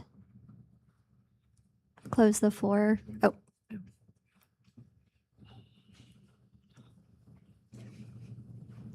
Were you sworn in? I was. Okay. Glenn Stack, Preservation Landscape Architect here in Asheville. My office is in Biltmore Village and has been since 2013. I'm the chair of the State Licensing Board for Landscape Architects. I'm not here on that measure, but to that end, I appreciate and can appreciate your adherence to governance. I can also appreciate as a landscape that the individual features of landscapes matter, right? The Secretary of Interior standards upon which your guidelines are established include landscape, not just architecture. Landscape features are not only to be seen as parsley around the roast. They are contributing elements of this landscape. And the view shed, if the slide deck could be put forward to the actual view toward the north facade. Oh, thank you.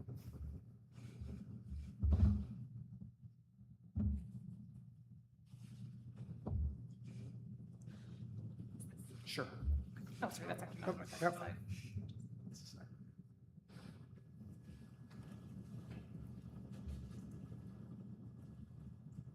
There, that's fine. This truly is one of the most sacred views in Asheville, in all of Asheville. This view was fashioned not only by Hunt, but the district is also the masterwork of Frederick Law Olmsted. And the composition of all of the individual features within this landscape contribute to its overall significance. Professionally, again, working exclusively nationwide, only with historic sites and historic properties and historic landscapes, and all those features that contribute to a site's significance, I would not recommend the change of the front facade of this structure. It is that significant. I believe that the district is National Historic Landmark quality as a district, not just the individual buildings, but this is the crowning jewel of that district. So I would agree with staff that changes to this facade would be detrimental to its significance and integrity. I should disclose also, I was the landscape architect that provided the screening of the existing HVAC systems there along the east side. And I do believe that the recent additions that have reduced the scope and scale of that permanent wall are beneficial. I don't know if a temporary solution or a non-permanent wall has been, sought or investigated, but I would recommend that that be investigated as well. That does extend the building's footprint, and specifically along Hendersonville Road, as you drive northward, really does bring the feature, front and center in your view shed as you're driving down the road. So I guess my recommendation, again, in observance of staff, that is a significant change addition. I think it's better than the prior proposals, but I would recommend a temporary solution be sought. So, thank you. Thank you. Madam Chair, just note that there is city staff here. I think the commission had some more technical questions, and before the floor is closed, I think it would be advisable if there are questions of those witnesses to have that now. Are there any questions for staff or? Yeah, I think so. Very quickly, yeah. Yeah. Oh, but We have building staff and water staff, if you had questions. building staff, would be great. That- if we Sorry, had- I yeah. thought you meant. Sorry. Good afternoon. Hi, thank you for being here. My question, Can you just say your name for the record? Good afternoon. My name is Sam Beck. My title is Building Plan Review Supervisor. okay. And is there any part of the changes to the front of the building, the ramps, raising the porch, that have to be done for them to get a building permit for this?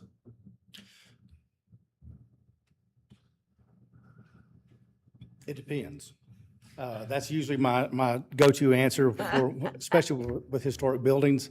There is an avenue for compliance in the existing building code in Chapter 12 that they can repair the structure back to original pre-storm condition. Okay. Without a permit? With a permit, correct. With a permit? Yes. And still not, like, because I think. Oh, I see what the you're question saying. was, is that we had to bring it all up because of ADA compliance, because they were doing so many things. It had to all come up. But you're saying there's a Chapter 12. Chapter 12 That of gives. the existing building code that would allow them to repair this back to original condition. Although it's non-compliant, it can be repaired back to its original condition. Okay, thank you so much for that information.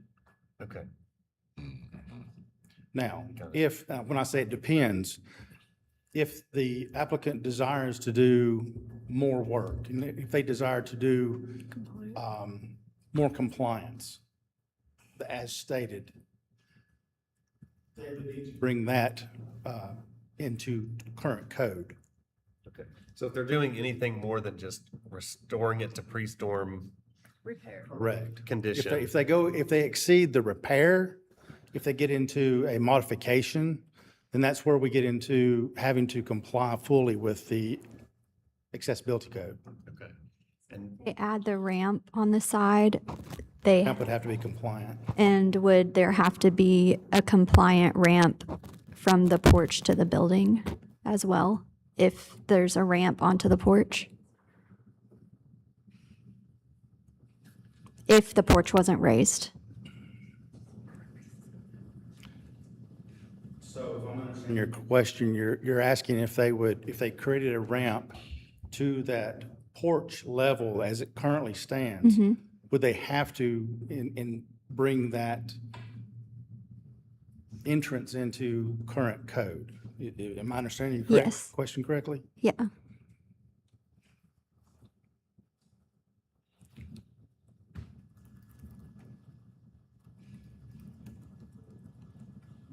If the scope of work on the porch is just to repair the porch to pre-storm condition. Okay. So it depends. Yeah. Sorry, Jenny, you're going to need to come up to the mic if you're. Does because this is the HRC, we're only talking about the exterior I work. still can't hear what you're saying. Because of your all's jurisdiction being on the exterior, we're only talking about the exterior work. But the area of work for the entire project is a level 3 alteration based on the amount of money that has to be spent based on its assessed value. And so does that change your, or do you want to clarify based on that information? So again, to the point, in utilizing the existing building code, we have the work area method. So then we would look at the entire scope of the work, but also look at the individual work areas that you present. Does that make sense? So in essence, you could have, on this project, you could have sections that are a repair only. You could have some sections that are an alteration.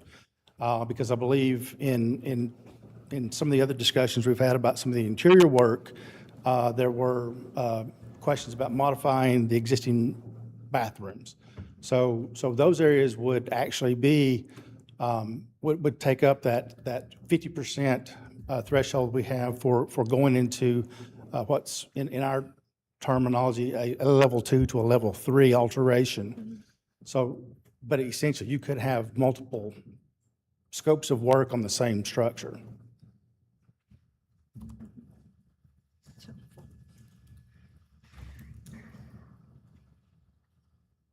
I don't have any more building questions, but I do have a water one.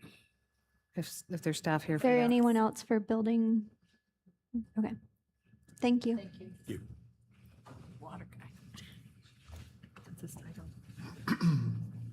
I'm Jeff Bryant. I'm a backflow inspector for Asheville Water. Hi, thanks so much for coming. Yeah, thank you. Can you speak as to why you think they got flooded harder this time than any time previous? Well, to me, it would be the extent of the storm and the volume of water that came through. I think I'm not as familiar with the flood of 1960, but I would say the amount of structures and the displacement of water that from additional buildings in the area could have contributed some, but I just think it was the sheer magnitude of the flood itself. So there were no other external contributing factors that had anything else? It was literally just the flood was the flood? I mean, obviously landslides are part of that and everything. I'm meaning like it wasn't like backflow, anything like nothing like that. There was no other system that broke or failed. It's just a flood, right? And the consequences thereof. I think there's a Does that lot, make sense? I think there was a lot more impervious surface. Sorry. I was think there would be a lot more impervious surface, just there's a lot more development since the last floods. Everything, towards the mall and out that way. I mean, there's, we've lost all the trees and the. Yeah, and I'm just trying to understand if there were any other external circumstances that were a one-time situation with this, meaning if we get another flood of the same impact, even though it's supposed to be biblical, will this happen again exactly the same way? That's kind of like my thinking here. Or is this just really, is it like a one-time thing, or is it this every time it's going to happen no matter what as it currently stands because of everything that's changed obviously in the last 120 years or whatever? I would say if a storm of that magnitude came through again, this would happen again. Absolutely. Okay, thank you. I also want to give time to our stormwater staff is here. I'm not sure that any city staff person could give you a definitive answer about what's going to happen tomorrow or next. No, I'm the just- next time after that. But I do think like Jeff's role here is really. I mean, I don't want to speak for you, but I think we were asking Jeff about the backflow preventer location because that was such a big piece of equipment. And so, does anybody have questions about that? And if you have more general questions about the impacts from the storm, I think probably better for Nancy from our stormwater division to. I didn't realize we had a stormwater person here as well. Does anybody have? Could I ask Jenny The why, like, what are you? I just wanted to make sure that that this will happen again, basically is my thought, it will happen again. We have floods consistently every 20 to 30 years, like clockwork. Whether or not it'll be this big, we can't say. That's obviously the future that we cannot tell.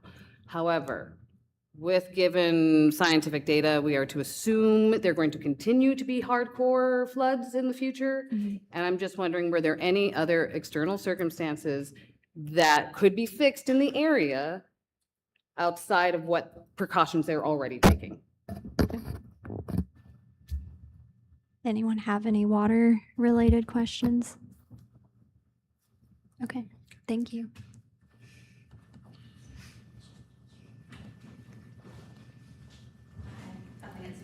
I'm the stormwater plan review supervisor. We do all of the stormwater erosion control, but also all the floodplain management for the city of Asheville and my team. So they're currently in the 500-year floodplain. That is also subject to change. We are currently under a remapping for all of our floodplain areas. They were close to getting the maps completed before Helene and then stopped, and now we're back redoing that process. So, things are subject to change down there. Based on some of the preliminary studies from the hydrologists that we've been working with from our larger staff, big picture Azalea Park, looking at the Swananoa, and even some previous studies that we did prior to Helene about what can we do to help minimize impacts of flooding to Biltmore Village. There are very few direct local things that we can do to help reduce flooding in Biltmore Village or to this site specifically. it's really a watershed type thing, like that would need to occur, and that's from, the reservoir like through multiple jurisdictions. So,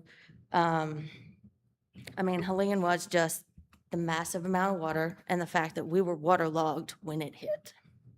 Like there were 3 days of rain before the hurricane. So, and our soils just couldn't take it, which is why some of them liquefied and came downhill.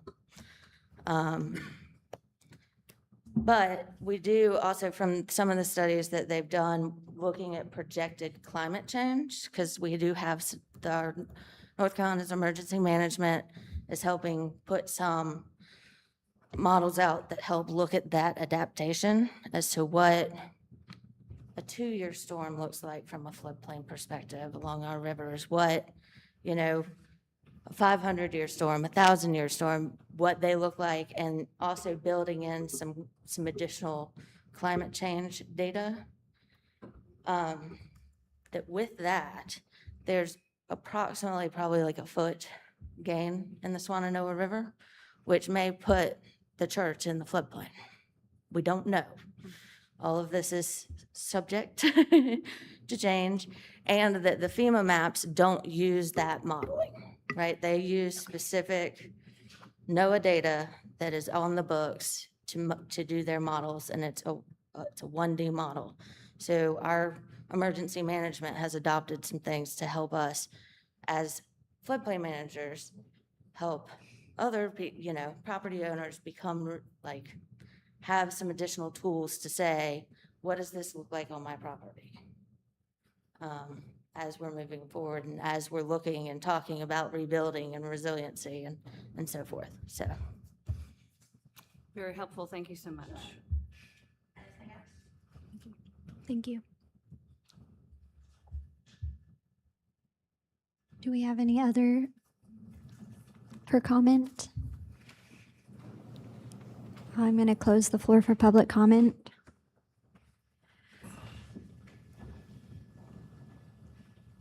I guess we can kind of start with the porch and kind of see where everyone feels about the proposed changes. Oh, we're gonna going deaf. We're gonna talk about the porch. We can start there and talk about some of the proposed changes for bringing the porch up and adding the step and removing the vestibule. Yeah, I want to thank the landscape architect for speaking. I thought that, and I'm new to this commission. A lot of this is new material for me, and I'm pondering a lot. Mm-hmm. And I do have issues with the extent of the changes to the church. It's Richard Morris Hunt's only surviving church. Yeah. And it really needs to be protected as much as possible and preserved the way that it is as much as possible, within reason, of course. And I think just the changes with the portico and the addition of another step, the raising of the floor, probably some changes to the base of the piers, the brick piers, I imagine too, because the floor will be lifted. I just have reservations about that. Mm-hmm. On the other hand, making the changes could preserve the building too, keep water from coming into it. Mm-hmm. So, I see that side of it, and I think that's important.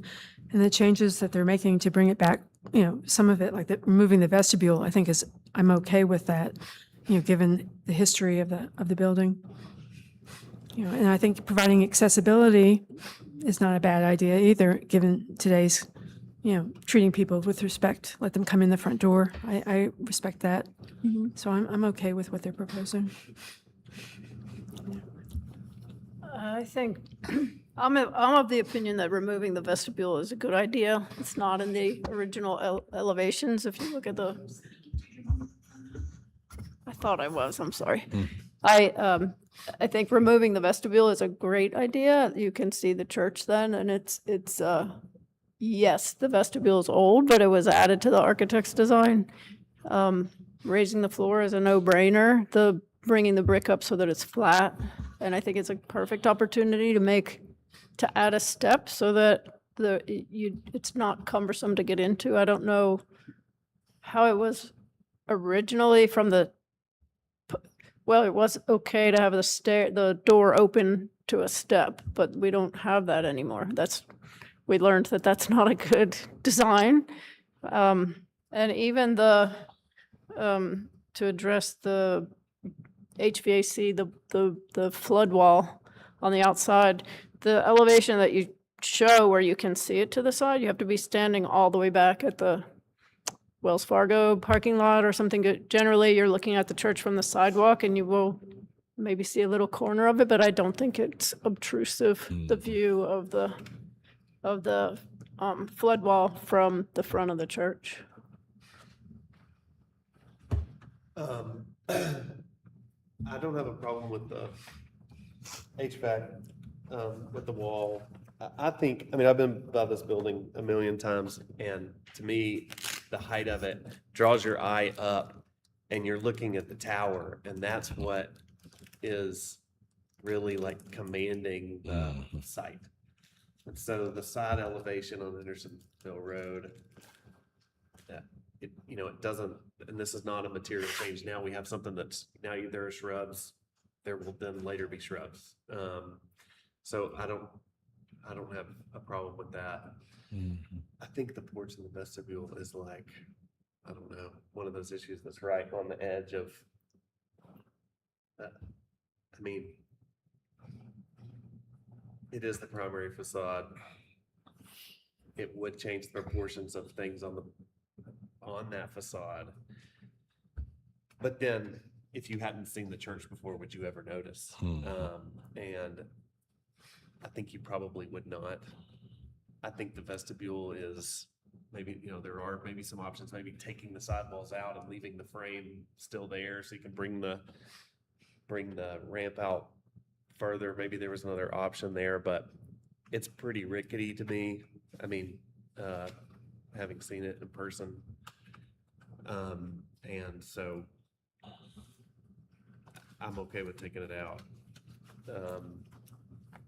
It's the raising of the porch that gives me concern, but again, what gives that building its grandeur is the height and the massing of that tower, and that's what you're looking at to me, and not so much the pedestrian stuff at the human level. Well, I have lots of thoughts, as I tend to do. And I'm just going to approach the vestibule first and come back to the flood wall. As far as, I think the porch floor has to be raised. Those of us who've gone there have seen it. It's sunk significantly. It has to be raised to be able to bring it back up. And I think that the inclusion of an additional step and the removal of a little bit of the limestone, it's not going to affect it that much. It's not going to tweak it that much that it's going to feel off. However, as we went on this wonderful trolley tour that the staff made available to certain professionals and HRC members to go learn about the different things in Biltmore and how they're coming back to life. And as we stood there, we were directly in between All Souls Cathedral and the depot. And I had this kind of moment of realization that, like, for over a century, everybody who got off that depot, who got off the train at Biltmore, which was our primary train depot, came out and saw that view of that porch. Every single one of them. And that, to me, that view has historical significance, vestibule included. To say that it is not part of the original, I think, is a twisting of what was intended in 1988 when this was written, because I think by all common memory and all common assumptions of historical memory, everybody had assumed that it was original. That forever it was considered to be like, that's just part of the church. That's part of it, you know. It was added by his son, so it's, like I said, I think that's kind of endearing. You know, it has that family legacy. And it has been there just so long that I think that as we adhere to the guidelines, which is our job and why we're here. It says in book 2, on page 2, that when you're establishing a project, if it's a major overhaul, 3, determine its state of intactness. If most original elements remain intact, a more pure preservation approach will be appropriate. And so we have a job to preserve it, whether or not a veteran cried about going in the front door, which I understand. It is a place of solace and peace and sanctuary. There are other ways to still get in the church. It's not like you can't get in the church. There's still accessibility. We're not denying anybody access to the church. To say that people can't congregate, okay, 140-ish square feet of 800 square feet, that's 17.5% of the porch. That's not going to add that much when you already have a huge yard that people also can congregate in. I just don't, I'm hearing it, but I'm feeling like it's a lawyer. Like I'm not feeling it changing my vision as a preservationist and as a person who has a job to these guidelines. So I feel that also, if you're going to say that, oh, we're taking it back to its original state, well, as you also pointed out, the 2 doors on the side were windows. Are you going to turn those back into windows? No. So let's, if it's good for the goose, good for the gander, let's just say we're going to bring it back to pre-flood status and fix the vestibule as is to what it should be, and preserve what we know as our historical memory, and that's my thought on that. I will come back to the flood wall when we have that conversation, unless you want me to keep going, but I feel like I would like to take a break for a minute and let other people talk. Do you want to say anything, Cecil? Well, it's a lot of good points were made, but I feel that I don't feel it's been overkill. I think if you've gotten this through the church board or whatever and have their unanimous support. So, I agree with a lot of what's been said, but I kind of would support what you all want to do.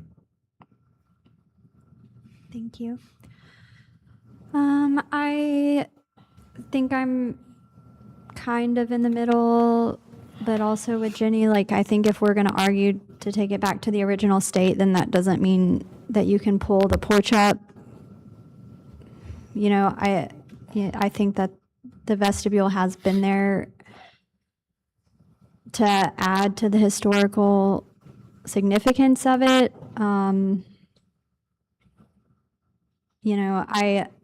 I understand adding the ramp, and I think that you can add the ramp off the porch, and although it's not necessarily what's wanted, but adding, a ramp to get into the building from the porch, there's been one there, you can still be able to do that.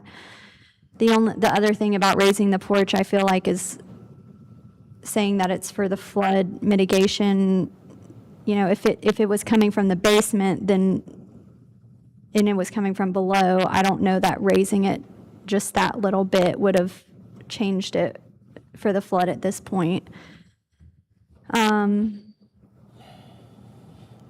will say that if we're talking about specifics, raising the porch is more of what I have an issue with versus the vestibule, but I'm on both sides of the coin for both of those.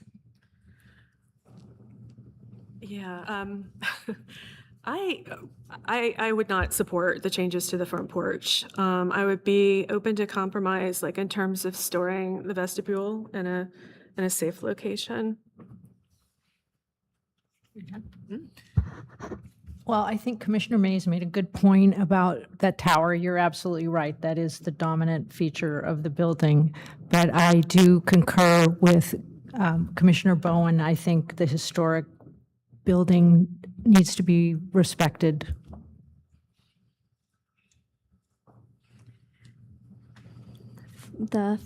We can move on, I guess, to the flood walls or the HVAC wall. if anyone, what? The flood The walls. flood- the HVAC, She's yeah. asking for comment on the flood walls on the side. If you have comments on the HVAC backflow protection.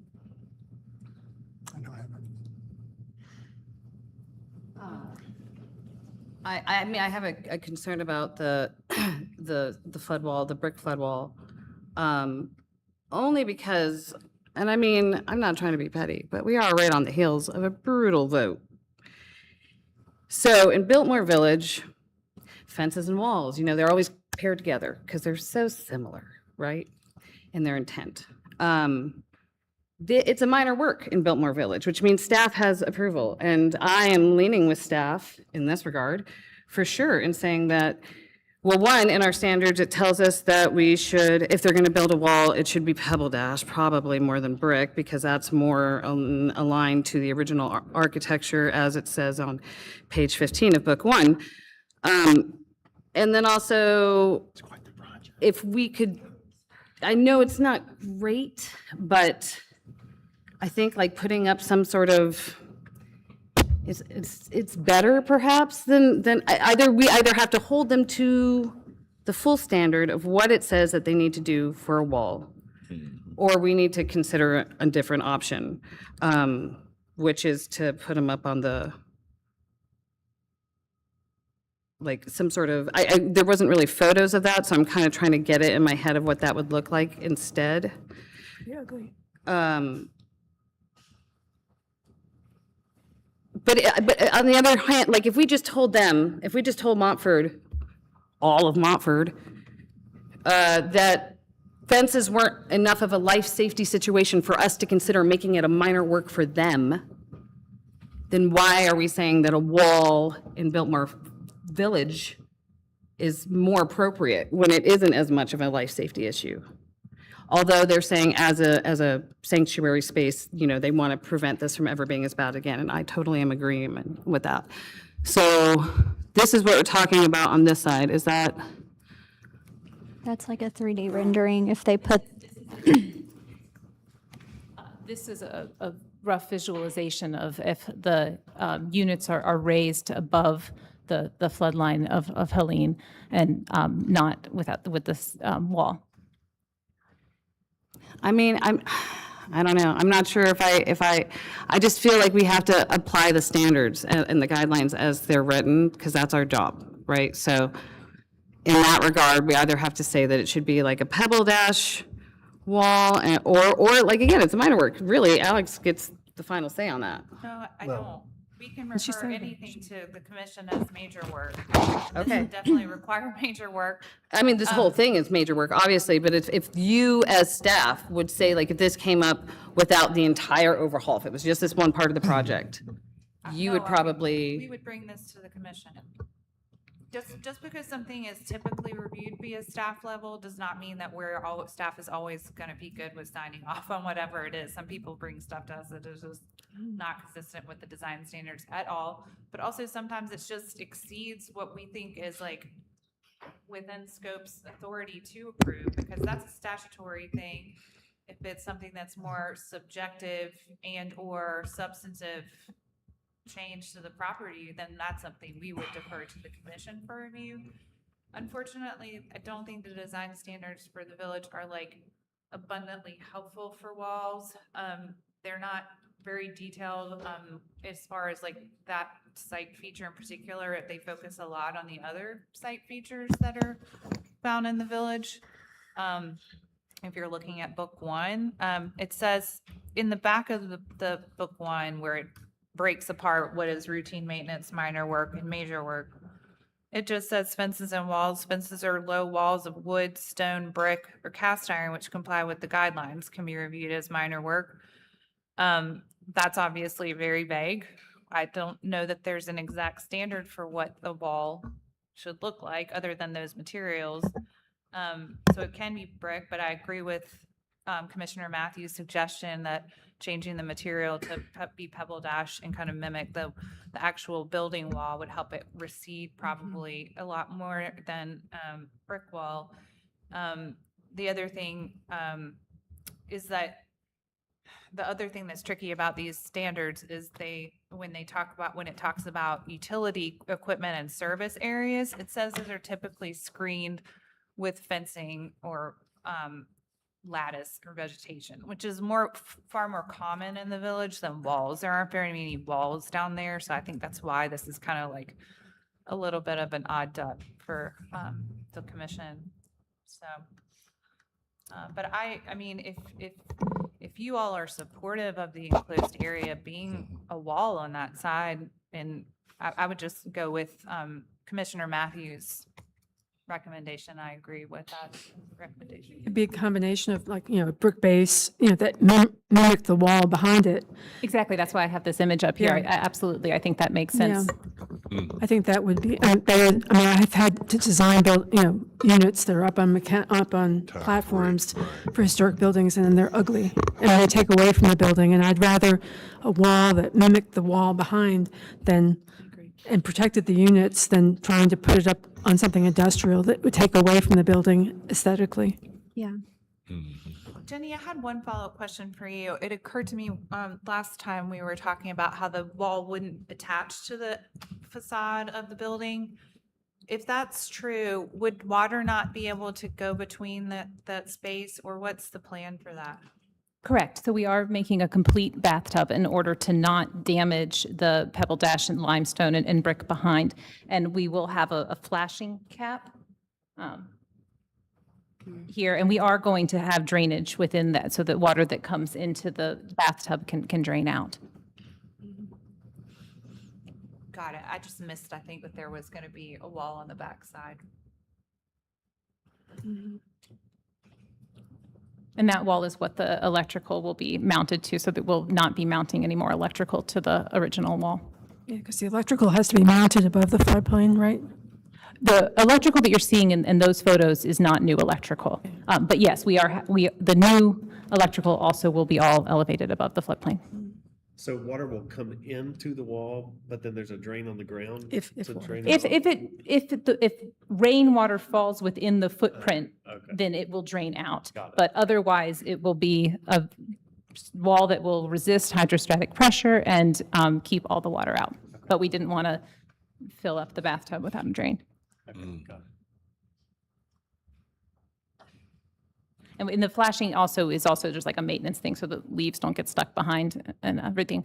And someone at some point had asked, did we look at deployable systems? And we did, but the church doesn't have a full-time facility manager, and so all of this would have to be deployed by volunteers who are, at their houses and not full-time. And so really, we felt the best protection was in the instances where we could to do a passive system or a system that's permanently in place and doesn't require someone to be available, know where the deployable system is. In some instances, as you saw through our plans, we are, such as at the front doors, considering deployable systems because it would just be too much of an impact.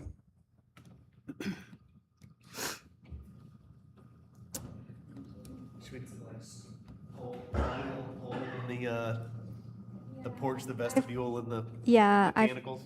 I feel like the mechanicals, it seems like mostly everyone is on board except Jenny. No, I'm fine. Yeah, I'm not always contrary, I promise. No, I mean, well, because I guess. I have no concerns with that, honestly. That doesn't seem to really affect, what I see as the historical concepts that we need to preserve, so.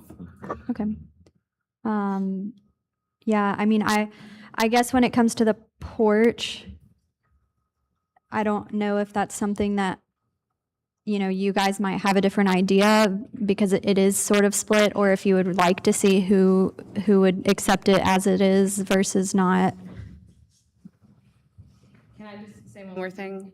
I think that this argument that the vestibule is going to be stored in the attic, I mean, yes, we've seen it, those of us who've gone to visit the site. Yes, it has wood rot and mildew, and if you just put that up there in the attic, you're not preserving that piece. You're not taking care of it. It is not going to continue to be around for 100 years in case you change your mind.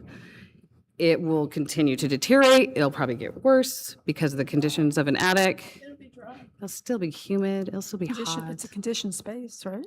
I don't know in the attic. I'm assuming an attic is an attic. We were not planning for it to be conditioned space. It's currently exterior, and so it is getting all of the elements currently, and so conditioning actually could lead to shrinkage. So I'm just saying, if we're concerned about preserving it, I'm not necessarily buying the argument that sticking it in the attic is preserving it.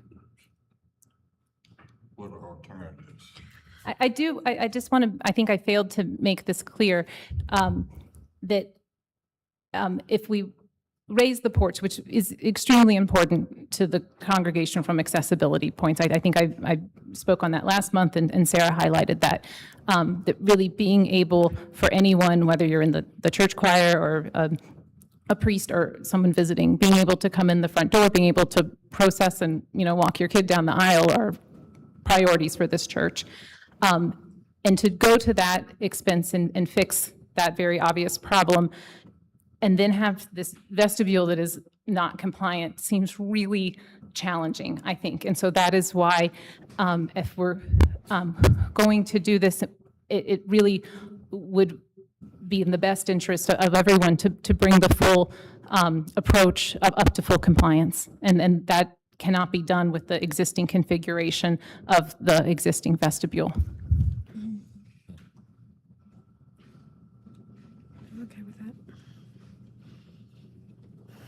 I guess who would approve it as it is right now with no changes? Who is going to approve it as it is with no changes, meaning they raise the porch and take out the vestibule? I'm okay with it. Okay. Yeah. Yeah. So we don't have enough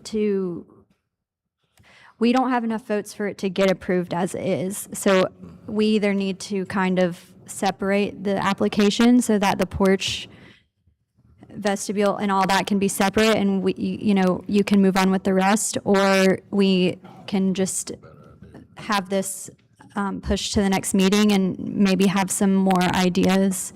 Can we have a motion to approve raising the porch, making the porch accessible, and consider the vestibule separate?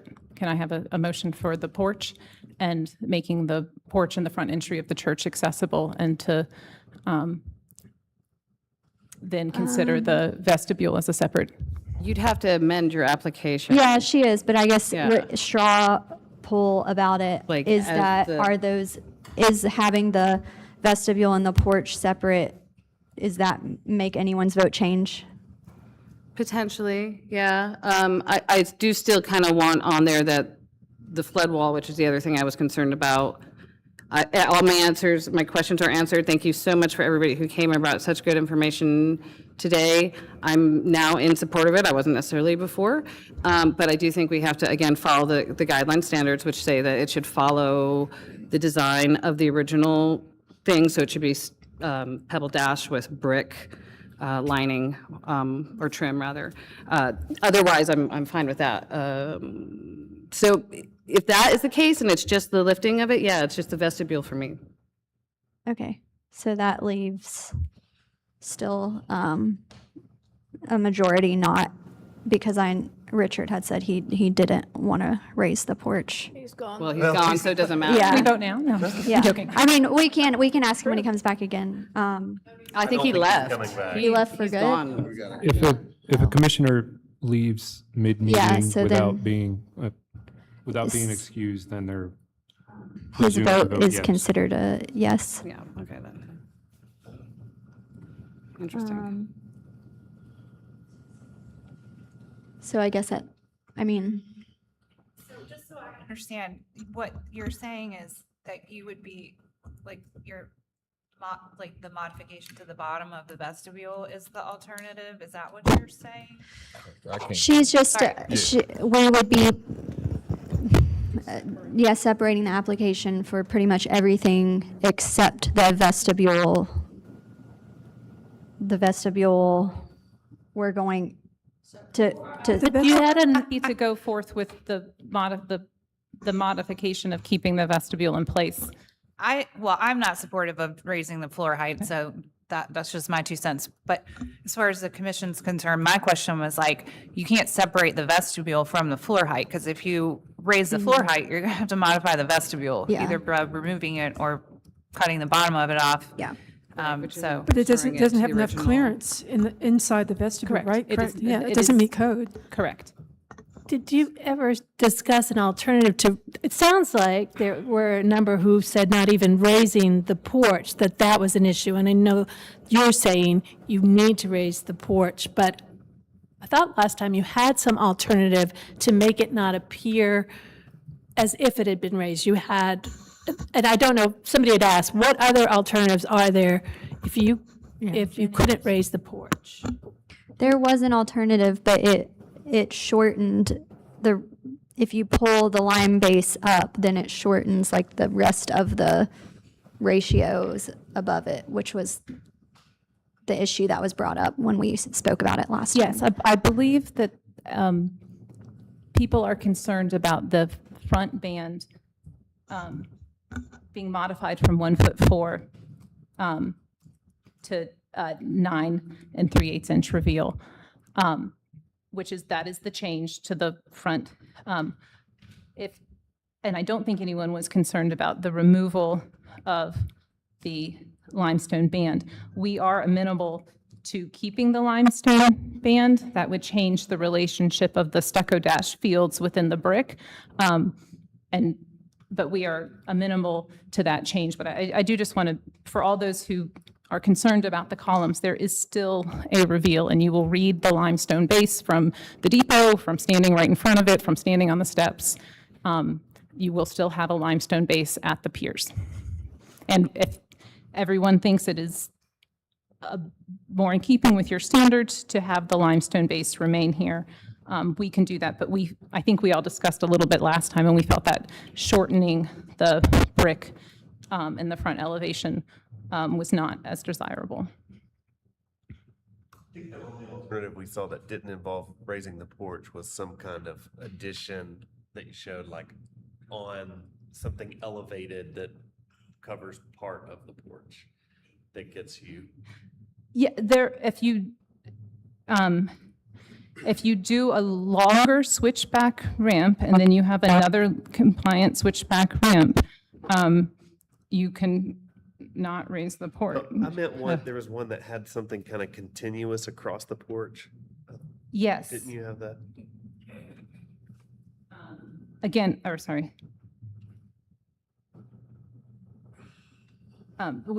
This is if there was a continuous landing, but this is, I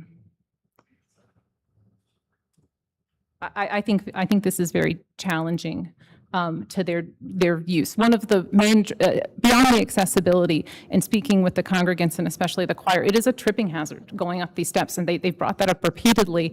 And I think to add stairs after a second step is going to actually make the problem worse. So I strongly discourage considering this. I think it actually exacerbates what is already a tripping hazard. If you are in favor of changing,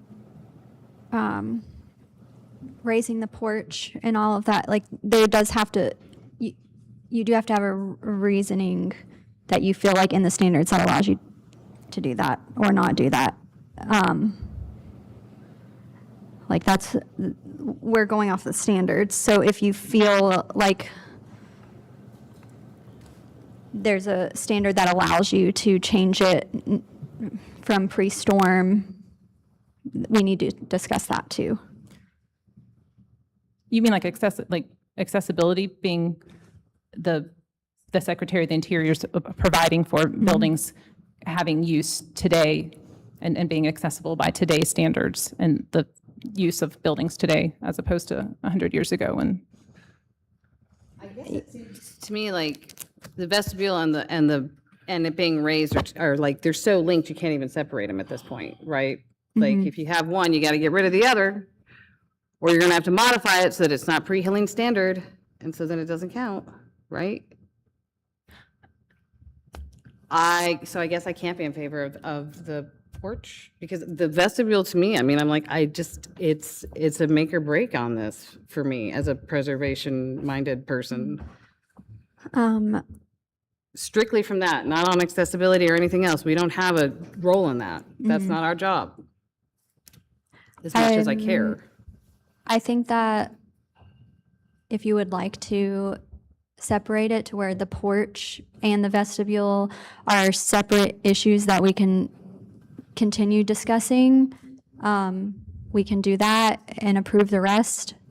Or I think we could, yes, we can look at studies for modifications to the historic vestibule that would make it accessible and compliant and allow for the raised porch. And so I would like to pursue a COA for all of the modifications except for the vestibule, with the intent that we will come back to you with proposals for a modified vestibule that would meet accessibility and code requirements. I think that it would have to be the vestibule and the porch all together. Like, we would have to keep those together, raising the porch and the vestibule. You can see how your plan is, that it meshes as well as you hope that it will.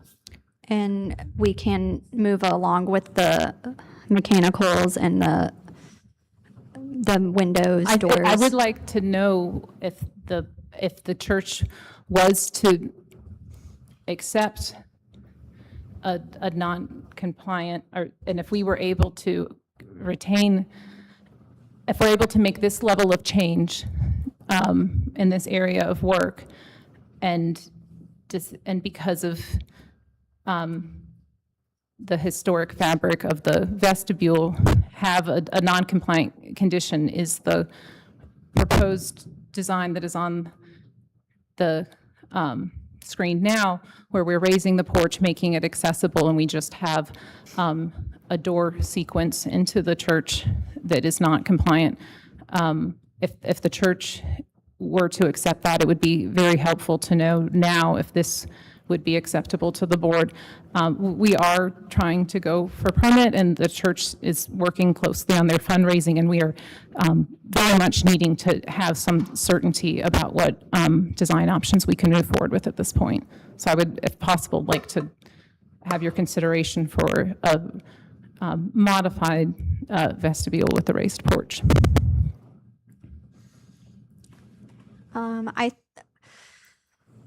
I think that the majority is wanting to see, if you do not raise the porch, what other options. If I understood the polling, you had 3, maybe 4 votes for raising the porch, which is not enough. Yeah. Poll? So the idea is that you would raise the porch, keep the vestibule, but modify it enough to. Or modify it as shown here. We can cut in the middle and keep the base. We wouldn't play with its volume. We would retain it. But I really, there are not other ways to make the front entry accessible without raising the porch or putting a very clunky ramp on the porch, which I think with the railings that would be required would have a very significant negative impact. And especially if we have to keep the vestibule and have a ramp outside, that really doesn't work and has a very negative impact, and is something I would not bring to you all. So there isn't a way to make, we've studied a lot of options. We looked at this for months before coming to the church, before coming to you all, and without raising the porch, we don't see a way to resolve the significant tripping hazard, life safety issue, and accessibility issues that present themselves with the porch that is already sinking and requires repair. That's what I was going to say, is that there's not really any There's nowhere else additional to go. options they could bring back to you. So there's not really a point in like telling them to continue that piece of the puzzle. So if you're willing to go with Exhibit G here, I don't see a problem of taking off the, what is that, 3 to 4 inches of rotten wood on the bottom as being like the end of all ends for the preservation of that vestibule. I'm okay with that. I'm okay with approving Exhibit G. But she'd also have to move, she'd also have to move it out, right? Well, I think they're saying not to move it out. So I think we would end up with a non-compliant situation. Well, I mean, unless you want to come back here with us about that, and that's fine. But I mean, like, if you're asking to raise the porch, and this is the situation that we're in with the vestibule. Wait, I don't understand. If you have to remove the base of this, wouldn't you be raising up the floor height of the interior of the vestibule, which means you would need a ramp within the interior? Am I missing something? Raise it to the same level as. Yeah, if it's going to be to the same level as the interior, why would Because you can't step up into the church. No, I'm saying if you're going to make the entire floor level with the interior of the level of the floor, why would you need to, like, what would be non-compliant about that? The distance from the door to the door. Oh, yeah, sorry. The two doors in succession are too close. This isn't a compliant. I got you. Right, And it's too steep of a thing, but No, we it's not- can. It's not the floor, it's the distance to get. Between the two- door, the double Right, doors. which makes the ramp. There's no more- ramp there. Oh, There's we're no ramp. moving it all together. Porch is up. Okay, I see. There's a certain Okay. distance between the two doors. It removes the ramp, which the ramp isn't necessarily historical, but it's also not on the outside. Ramp It's not doesn't, something we have to care isn't there about. anymore, so. Yeah, Sarah was noting the use of this as an egress pathway in the church's. The use of this as a egress pathway, we would be accepting a non-compliant situation there, should there be any emergencies or needs to bring anyone out. But again, we can live with this if this is what, yeah. I'm going to open the floor for public comment. You got something, go ahead. Real quick, when we are debating taking a non-compliant situation and altering it, we cannot alter it by code. We cannot alter that to a situation or a condition that is non-compliant. So removing the bottom means that we have to make it compliant. If modification of the vestibule, again, the difference is, when I first spoke, is if we are doing a repair. Right. If we're doing a straight repair to take it back to pre-storm condition, that is a compliant pathway to do a repair only. If there is any modification at all, it has to be to conform to today's code.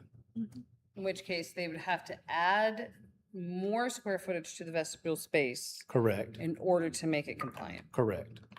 In which And- case, I would need it to come back here before us for us to agree on whatever that plan looks like, right?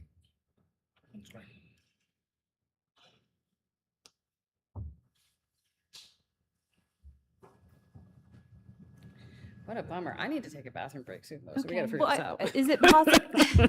I feel like we've gotten some good feedback. Like I said, the church has many different groups that, and timelines of hearing this through. And so is there a way for us to have an understanding of the commissioner's approval for raising the porch, and with it, we would come back with modifications needed for the vestibule?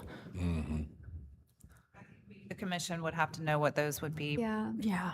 Oh, no, but we would present that, just the vestibule, but I think part of the even, porch, like, I yeah, feel like like I think we can separate the porch and the vestibule as together from everything else, but I think since they are solely tied together, we can't approve one without knowing how the other is going to be impacted. Do you think you can turn it around in a month? I mean, I hate to. I do it can't be here again. next month, so Yeah. we will not be here until September. Such a bummer. But it's not a matter of turning around. I guess just, it would be helpful from the conversations we've had, if knowing that there are no other alternatives for making the porch accessible, to those of you who had misgivings about raising the porch elevation still feel that way. I understand wanting to see a comprehensive plan for the alternatives, but it would be helpful for our conversations and planning with the church to have an understanding of how everyone feels now about the porch, knowing that there's no other way to make it accessible. Are you asking for like a straw poll? That is something that's allowed. I mean, Who is in a, going to approve it as is? Can you raise your hand if you're going to approve it as she's presented? Meaning that the vestibule is not included, but the porch is being raised, and that there's an understanding that the vestibule is coming back? I think she's just saying, since we all know that there's not another option, you know, this is what she's presented is the only option. So are you? I was specifically asking just about if we could have a vote on the porch with the understanding that we would come back with options that would show the vestibule in the context of a raised porch. Like a straw poll on just who is on board with raising the porch. Yeah, they are two separate things. I mean, raising the porch is getting the accessibility into the church, but the vestibule is going to be modified tremendously to make it say. Preservation and to bring it up to code, because we can't chapter 12 it. Right. So that gives her time to at least modify the design for the vestibule if people feel that this needs to stay. From my understanding, there isn't another option. Like, we have to raise the porch. They've said this multiple times. They've looked at every other option. So yes, of course. I mean, if that's our choice, like I said, I don't think it modifies the visual that much that if I looked at it twice, I'd be like, oh, something's different, you know? The vestibule being gone is different. Maybe they can reuse the vestibule on a different place. But that's something that on they the could property. potentially Like, we to use it. us, you know? But we can't vote on that right now because they don't know what that No, is. but I'm just saying, if we raise the I porch floor. think I don't like. I would like to go back to the fact that they're just so closely related that it would almost, I don't think we can vote on one without knowing exactly what's happening with the other, because then what if all the options that come back for the vestibule, no one can agree with those either? Then you've already approved something that changes the entire porch that maybe, I know they don't want to keep it in this original state, but maybe this is their only option. So that's more of. As she's presented it, she has said multiple times that this is the only option. And I also feel like we have a responsibility as a commission to help them get back on their feet as quickly as possible. So we need to approve it. We need to approve something for them. They need to move forward. And we've already had them come back once. They've been out for 3 years. I mean, they need to do their capital campaigns or whatever. We need to move it along. And I don't think there are other options she can give us, and we shouldn't fail the application based on that. Well, then I think then the other issue is that if she modifies the vestibule, it has to be compliant completely. And so is that something that everyone is okay with? We have to be able to figure that out in a different meeting. I can't. But then that means that the porch, like what if she raises the porch and then nothing can meet what you think is a historical standard and ADA compliance, then where does that leave it? I think the question is pretty straightforward. It's either you are supportive of bringing the porch into full compliance with ADA, or you're not, and like leaving it as is and repairing the porch floor. Those are the two buckets of things essentially. So, I just want, because I feel like we're kind of going on and on and on, and we've got other But there's projects nothing to in- get to. But there's nothing in our guidelines that really lets us say, It's not very helpful. you can do this thing, even though it really violates the guidelines because it brings it into ADA compliance. Right, they don't have to bring it into full compliance is what is.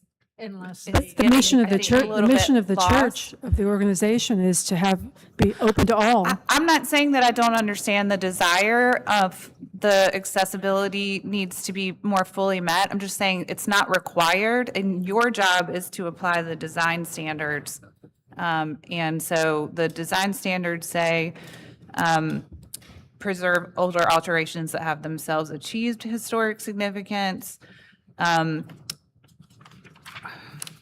My pages are all out of order.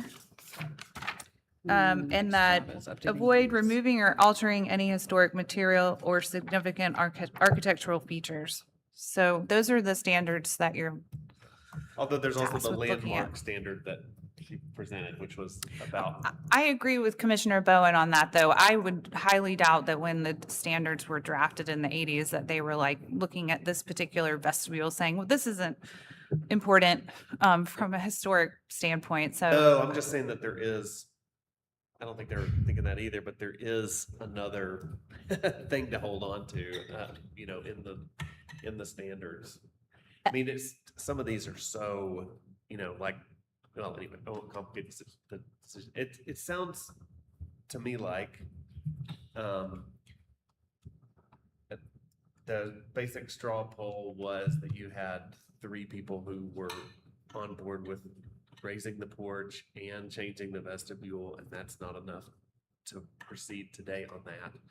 So I'm in agreement with the chair that you really have to decide if you're willing to, if you want to separate the changes to the porch and the vestibule and move forward on the rest of your application and come back on that. And I don't mean, it doesn't have to be, it could literally be a new application, right? I mean, for the porch. They can pay for that. They can continue, that they can bifurcate it, so that you don't have to go through the whole And come back. application process again. And I know that's like your primary thing, you know, that you're wanting to do. But, and, you know, if I were a legislature, I would vote and say every one of these restrictions should be subject to an exception for ADA compliance, but they haven't done that yet. And we're pretty limited here in what we can do. I don't think, I mean, as much as every single part of me wants you to be able to do this and appreciates how much work has gone into it and creativity, and I don't think I could vote for it under these standards. But I mean, but we have the standards up now. I mean, it does say that, you know, experience has shown that in most cases, design can be developed that respect the historic integrity of a building and can accommodate new functions. And, you know, original materials and details should be preserved whenever feasible. And that has certainly been our guiding, you know, work in this, is to maintain all of those character defining features and to do this with the lightest touch and as sensitively as possible. So I really, I mean, all I do is historic projects. All I do is interpret the Secretary of the Interior standards and local review boards. And I really, and I've sat on my own local review board, and I feel very strongly that our project is in line with your very specific guidelines as well as with the Secretary of the Interior standards. You can come up. I mean,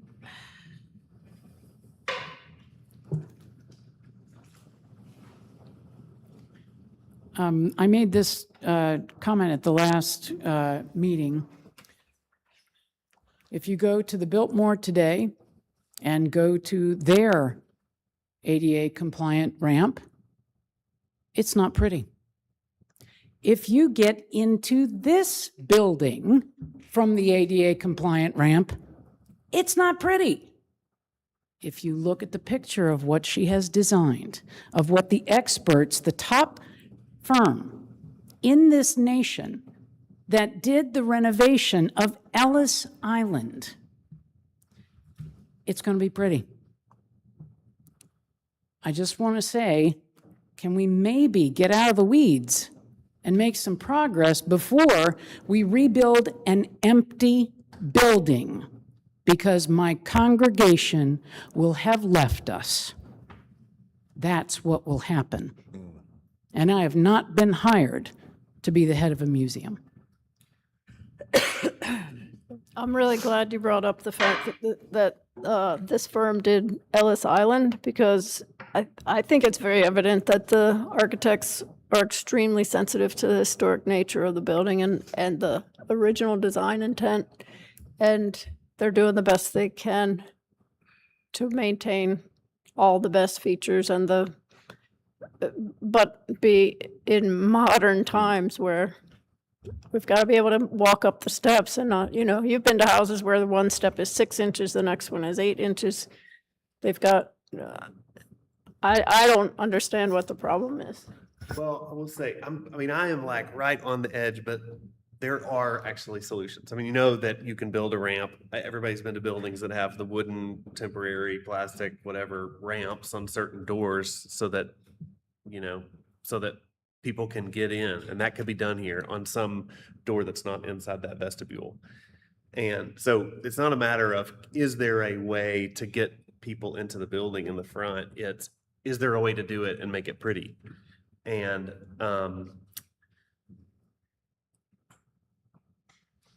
so There's also a movement in architecture to try to make accessibility for all and not make it second-rate entrance. If that's the main entrance to a church and you want to bring your daughter into a wedding, that should be allowed. I mean, there's impetus put on architects to try to do that. And I'm not, but as I understand it, there is a way to get, you can it would get in, require a new ramp.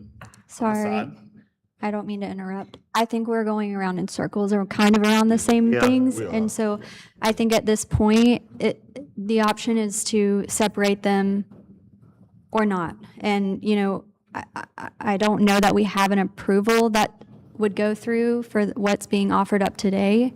So we can, separate it and we can see the different options with the vestibule. You can decide if that having like a more temporary ramp is something that can, that can allow the congregation to still feel like it's a good use of the porch. I really think a temporary ramp would detract far more from Richard Morse Hunt's original design intent than the ramp that we are showing. I think it would be very distracting. And the movement for universal accessibility is not a new movement. The idea of treating everyone the same and not sending people to the back door is over 25 years old in America. And so this is not a niche thing that architects are doing. This is something that is ingrained now in the Department of Justice standards. And so I just wanted to clarify that. I understand that there are many other people to speak in other items, but I would just, if possible, because of the timeline for the church and their need to fundraise, and having an accessible church is a large part of their fundraising campaign. And so they can't live in limbo for another 2 months, not knowing if this is something that they can promise to their congregants. So I would like to ask again, if possible, to bifurcate the vestibule. I very much understand your valid concerns about that, but if it is possible, I would like to have a vote that would allow us to come back with revisions to a vestibule plan, but to have some understanding or certainty about making the porch accessible. I would just have to reiterate what I already said, that the vestibule and the porch are so connected that I would be worried that anything that was brought could alter the vestibule too much that it makes it irrelevant to be able to do that. But we can do a straw poll about who is okay with raising the porch and changing the vestibule, wondering what that would be without knowing what that's going to be. Just so I can kind of visualize what this could possibly be, how much space would we have to add on and modify the vestibule? Like how much additional space would it take to make it ADA compliant? I don't think it would be huge, but we'd need to study that and look at what it would be to be the egress requirements. And studying, modifying it to be on the inside for the interior vestibule, it did get significantly wider than what it already is in order to meet the compliance for that. But we haven't done a detailed study of that, so I don't want to overstate that. Let me just, and this may be oversimplified, but at this point, I might as well bring it up. So in the previous screen where you showed the red line, that was the vestibule. So if it's a square footage size of that vestibule, the interior set of double doors, if it were recessed with that, to where the vestibule was increased in size toward the interior, move this door further into the Yes. masonry recess. I think that is something to look at. But there's also Because requirements. those interior would not be considered exterior doors, so it's not changing the integrity of the exterior, correct? Do you understand what I'm saying? Yeah, no, I think And that's. is that the issue with the vestibule not being compliant is the square footage of the vestibule? Yes, it's And when having, you you raise need the to have clear space between the door swings when they're fully open. Yeah, and that was just my question, if that'll help. I'm kind of with Rob as far as when I drive by, because I don't attend the church and don't plan to for no reason, but you notice a whole lot more than what we've been discussing here, the porch, the ramp, everything. And I've spent time down there playing ball at the court growing up, and, still I noticed the church, but not so I'm thinking really it's the congregation that will notice the details and the changes. And I understand what our mission is to preserve and all of that, but, I'm still comfortable with my opinion of, I know y'all have done a lot, and that suggestion is simplified, but I'm still trying to understand. Can you raise your hand if you are okay with the porch raising and wondering about the vestibule design later? Well, yeah, I just want to move forward. So if you- that's- Care about the vestibule. Yeah, I just want So to, you're okay with raising, but you're okay with raising the porch? is that, You're okay with raising the porch? Oh, I'm so sorry. Yes. No,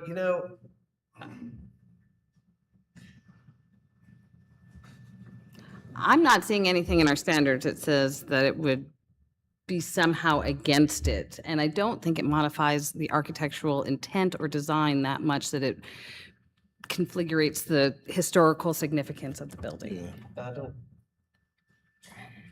I mean, you're changing the proportions of the primary facade. But then it's also, you're just barely doing it. Yeah. Yeah, I agree. So, is it, how many votes does it take to advance this thing? A majority. There's 8 people here, it takes 5 people. 5. What is this side? I don't see hands on this. Yeah, because Okay, this so you're is- not, you wouldn't approve, so it's who's just raised their hands? 1, 2, Yeah, I'm 3, kinda 4. 6 votes, because Commissioner Mattson's vote would be a yes. And is that from our rules or like some general? Yeah, he wasn't recused. We were planning on having him officially excused because he did say he had to leave, but then we got caught up in this. So when they're not officially excused, their vote counts As a yes. as a yes. So it's as if there are 9 people here and we need 5 of them to vote yes. We already have 1, and then we have 1, 2. 2, 3, 4. Yes, I'm in favor. Okay. That's 5. Thank you. Can we have a motion? Have to ask for your application to be application. separated first. I would like to amend the certificate of appropriateness application to include the documentation as shown for raising the porch, the flood mitigation measures, the accessibility modifications to the interior facing windows and doors, but with the understanding that we will come back to the commission with a revised vestibule design prior to proceeding with any modifications to the vestibule. Vote for that? Or is that? That's fine, that's Okay, your okay. motion. So when you read this, you'll cut out the vestibule part and make a condition, whoever is reading it, that they'll be returning with the vestibule part. But that's a condition of the. And at that time, we can also include the pebble dash for the wall. Yeah. Yeah, yeah. Do I say that? Or who's- No, no, no, oh, you're, okay. you're, okay, We already kind of figured that out. I okay. think.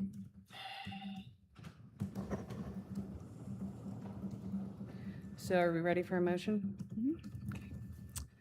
I make a motion for a hearing, for the certificate of appropriateness, chair, based on the evidence presented, including Exhibit A, application, 2 pages, Exhibit B, photos, drawings, and plans, 52 pages, Exhibit C, revised north elevation, 1 page, received June 5th, 2026. Exhibit D, an additional elevation drawing, 9 pages, received June 1st, 2026. Exhibit E, revised plans, 45 pages, received June 5th, 2026. Exhibit F, additional revised pages, 52 pages, or plans, sorry, revised plans, 52 pages, received June 26, 2026. Exhibit G, alternative front elevation drawing, 1 page, received July 6, 2026. Exhibit H, alternative site plan, 17 pages, received July 7th, 2026. And the commission's act, well, and then I move that this commission approve the certificate of appropriateness based on the following. 1, that the application is for the modification of an existing structure, including infill of basement level windows, openings with brick, installation of new metal entry door at basement level of north elevation, construction of new limestone and brick ADA ramp and painted steel handrail adjacent to the south elevation of front entry porch, elevation of existing porch floor by 9 inches to allow for the interior sanctuary floor level, resetting of the brick herringbone porch flooring, removal of non-original handrails at the front steps, construction of an additional stone step around porch and shortening, installation of new painted steel handrails at steps, removal of existing ramp within vestibule, removal and storing of existing limestone base and cheek wall at the front porch, modifications to the north and east walls of library wing, including removal of multi-light window and construction of a new door opening, widening of 2 existing door openings, new doors will be decided. Building repair, including restoration of damaged leaded glass in ambulatory, refinishing wood windows, doors, and trim, cleaning and repointing masonry, and repairing the cleaning of damaged stucco and stone, installation of deployable flood protection system at Garth and door openings, site work, including construction of a 28.5 foot by 12 foot by 4 foot tall pebble dash. Is that the right one? And I just don't know if that is that what she confirmed as the actual, okay. And flood wall enclosure adjacent to the west elevation containing mechanical and electrical equipment. Installation of 2 mechanical units within interior courtyard. Installation of generator and mechanical unit within new 4 foot tall pebble dash and brick flood wall enclosure adjacent to the south elevation, installation of a backflow preventer cabinet adjacent to the south elevation. Cabinet will be painted color to be decided. Repair as needed the existing brick walkways, and all work will be completed in accordance with approved and attached drawings and plans. All permits, variances, or approvals as required by law must be obtained before any work can commence. 2, that the general rehabilitation standards found on page 5 through 10 of Book 2, the standards for rehabilitation of landmark buildings on page 23 through 24 of Book 2, and the standards for site design on page 23 through 34 of Book 1 of the Biltmore Village Historic District Design Review Standards adopted on August 1st, 1988, as well as the standards for accessibility found in the Secretary of Interior Standards for Rehabilitation were used to evaluate this request. This application does meet the design standards for the following reasons. A, alterations to historic materials and significant architectural features will be the minimum necessary to meet current building code. B, utility cabinets and service areas will be located away from the view of the primary facade. C, utility equipment will be screened by flood walls and landscaping. Backflow preventer housing will be painted to blend in with the structure and landscape. 4, that the action and improvements proposed in the application before us for a certificate of appropriateness are congruous with the specific historic character of the Biltmore Village Historic District. Is there a second? Second. All in favor? Aye. All opposed? Aye. Based upon the foregoing findings and for the reasons set forth therein, I move that a certificate of appropriateness be issued with the following conditions. 1, vestibule modifications will be submitted at a later date for review and approval by the commission. 2, manufacturer specifications for new doors will be submitted for staff review and approval. 3, brick sample will be submitted for staff review and approval. 4, paint colors will be submitted for staff review and approval. And 5, all limestone material being removed from front porch will be retained, preserved, and stored on site. Is there a second? Second. All in favor? Aye. All opposed? Aye.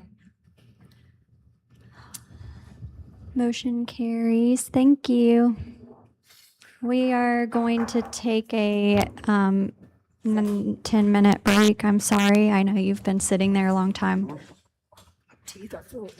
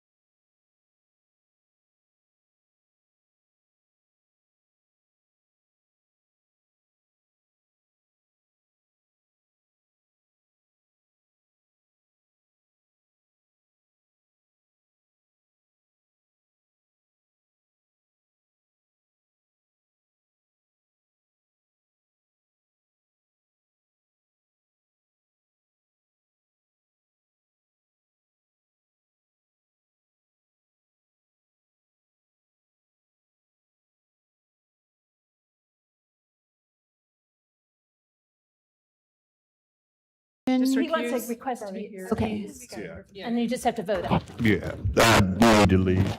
I want to. Is everyone okay with him leaving? Yes, all four? You can all say happy birthday. All four. Happy birthday. You're excused. Thank you. Have fun. Enjoy yourself. He was trying to keep that, he was trying to keep that. Okay, here we go. I'm gonna go pizza. Sorry, we're not sure if we're live yet, so. Okay. No worries. I actually didn't know that.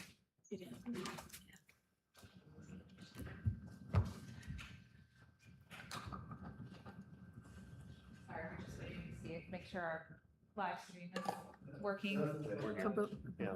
Okay, ready to go. All right, so the next application is for 53 Birch Street. I'm gonna move through this one really quickly. Staff doesn't, a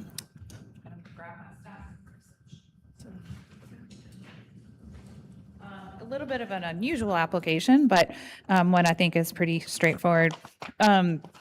So this is the address for Riverside Cemetery is 53 Birch Street. And obviously in the parcel map, it's the big parcel with all the yellow road lines through it. On the right-hand side is the proposed site plan. You'll see this is for a new section of cemetery within Riverside Cemetery for the, I'm gonna pronounce it wrong. Hatafila, thank Can you. you say that again? Congregation Beth Hatafila. Okay. So they are developing this portion of undeveloped cemetery area into a new little cemetery area of its own. There is a road that accesses this part of the site, so you see that on the site plan, and then the burial area to the right of the road. And then on the left-hand side of the road will be a seating, little landscaped seating area. So the main things to kind of just note to you for this application, the east side of the property backs up to the Montford, Tempe Avery Montford Park site, and they will need to have some retaining walls along that side of the property. So I'll jump to the material sides in just a sec. So they've got some other smaller walls within the cemetery itself. And then on this, in the area that's on the west side of the road, will be a seating, like a little patio with a seating, like a bench and a pergola with landscaping around it. So just some site photos to kind of help you understand. It's a pretty open landscape currently. Again, this is just the site plan on the left showing the different features with the materials called out, and the image on the right is the landscape plan. There is a detailed key for the landscape species, of course, in your packet, but I didn't include every plan in my slide deck. We can look at that if it's helpful. And these are all the materials noted for the site features. Originally, the pergola was going to have an angled roof. We talked with the applicant about making it a more traditional style of pergola, so they made that change. I will say that like the type of, like the large boulder wall that's on the top in this row of images is a little bit atypical of Montford, but I don't think like where it is within the landscape, you're really going to be able to observe it from anywhere. And they are doing a substantial amount of landscaping because of the project type and the use for the site around it, where I don't think you'll even realize it's there. So I'm not noting any concerns with that. And then of course, they have to do a fence along behind the wall because of the height of the walls. So, we've seen metal picket fences.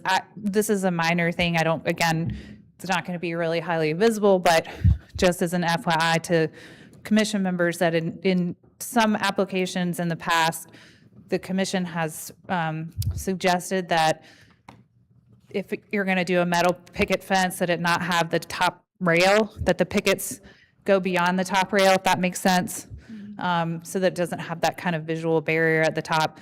that's obviously very subjective, kind of going within that standard for metal fences. So that's up to you all to give feedback on. But I'm not noting any concerns, except for that I did note in my staff report that I thought it's, the landscape standards say that a minimum landscape plan for new construction shall incorporate foundation plantings, driveway, and parking area buffers of yard trees of native or regionally adapted plant species, and then that they should be incorporate plant materials from the recommended species list. So I just was recommending that they try to incorporate more species from that list. I think they've got a great wide variety, but perhaps that could be accommodated. But I'll defer to the landscape.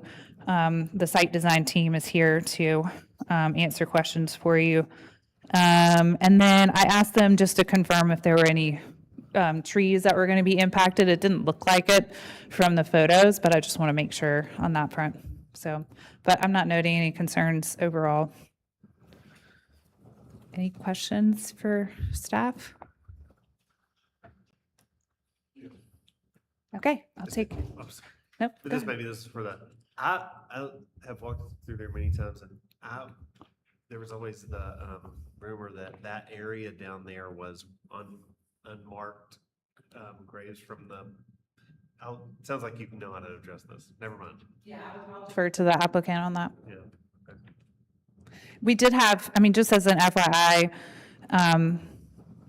we do reference the standards for archaeology in here, and if, obviously, that would be a state thing that they would, if they encountered any archaeological resources and/or human remains, that would be something that the state would be involved in. So we did stipulate in the CA that if, and we do this for all new construction projects, that if any archaeological features are encountered, that staff will be contacted and work will cease until we've had a chance to work through that. This is for both of everybody. Are they currently working on the retaining wall that we've passed previously still, or is that happening now? I haven't been by there recently to check it out. That's separate. I know it's separate, but I remember at the very end of that, we said if they can keep those extra rocks that they don't need, because that wall probably is original. Is there any way of incorporating those stones into this project? I don't know. That's a complicated question that we aren't prepared to answer today. And I'm not sure what the FEMA rules are, and I have no idea construction timeline alignment would be. So I honestly don't think it's fair to try to put that on a different property applicant personally. Fair enough. Riverside is how I was seeing it, but. Yeah, no, I feel I understand why you are going down that path. I just don't, there's not practically really a way, unless, I guess, they are working with our Parks Department, because obviously the site is managed by Parks. I guess that's something that theoretically they could just, if you wanted to make a condition, that they just check to see with Parks. Like if there's leftover rocks from the original wall that they're removing, and it can be incorporated, why not? Free material, one. Well, they're proposing veneer. I know. I'm just trying to think, because at that time we were like, well, that was one of the conditions, is keep those rocks, but why? And I was just like, oh, this would be a great potential use. That's all. Yeah, I just don't know how straightforward that would be, and I don't know whether their client. That's why I was asking how the timeline was looking. I don't know the timelines, differences, and I don't know whether their congregation is their client. I don't know whether they would be interested in And that's totally fair. that either. So It was just something I was wondering if you had thought of. No. Thank you. Thanks.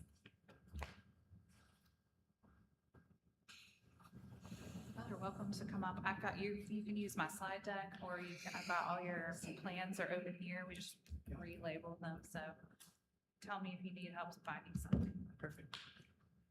Hi, I'm Jonathan Warner. I work for Equinox Environmental, and Congregation Beth Aptafila is our client.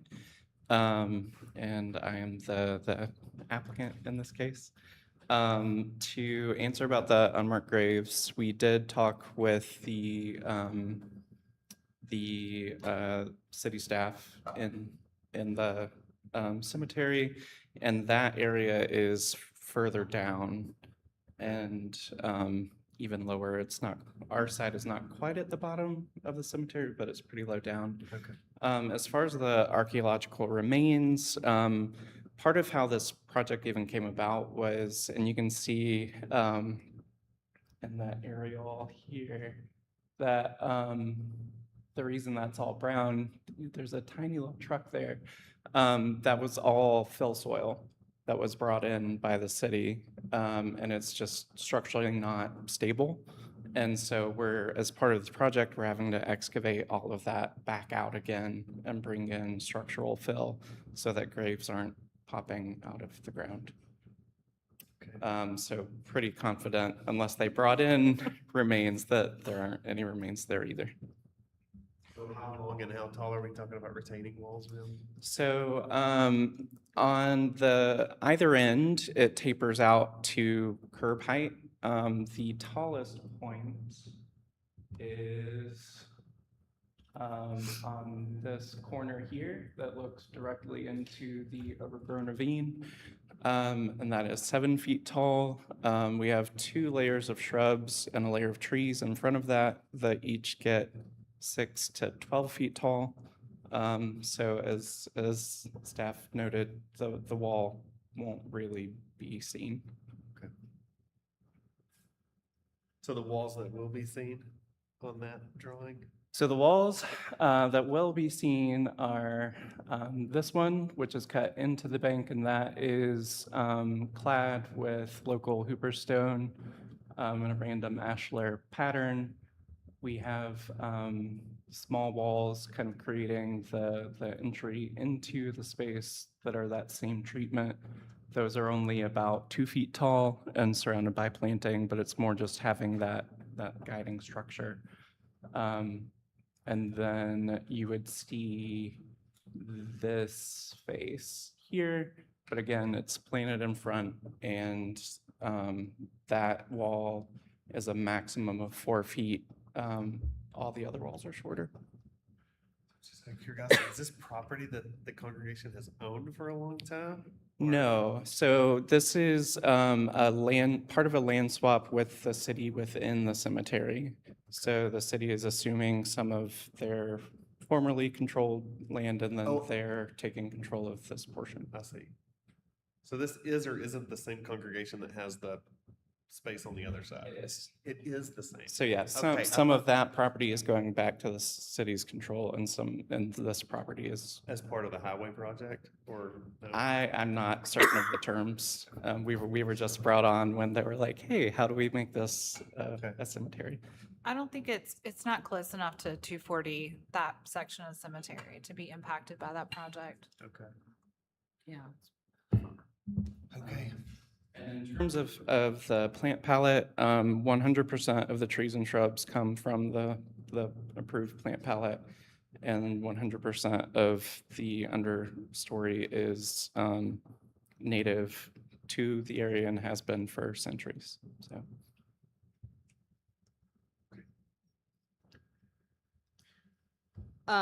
Just kind of like what Commissioner Mays was saying, as somebody, I don't remember who was the person who ran Riverside at the time, but in high school, I went out there looking for O. Henry for the first time, and down there in that area, that they did tell me, not exactly where numbers 4 through 8 are, but where numbers 1 and 2 are, and that bowl that kind of goes down below it. They did say to me at that time that it was unmarked people of color graves. So I just, just be very sure that you're not putting a bench on somebody. That's all. Yep. Does anyone else have questions for the applicant? Okay. Thank you. I'm going to open the floor for public comment. I'll close the floor for public comment. Does anyone have any comments they would like to say? This ashlar pattern that is shown that has like the tight joints, if that was somebody's, like some prominent wall in the neighborhood that everybody's going to drop by, I might want that to be changed so that there was a visible mortar joint, but I think where it is, it's fine. Do we have a motion? I'll make a motion. I can find the motions. Here we go.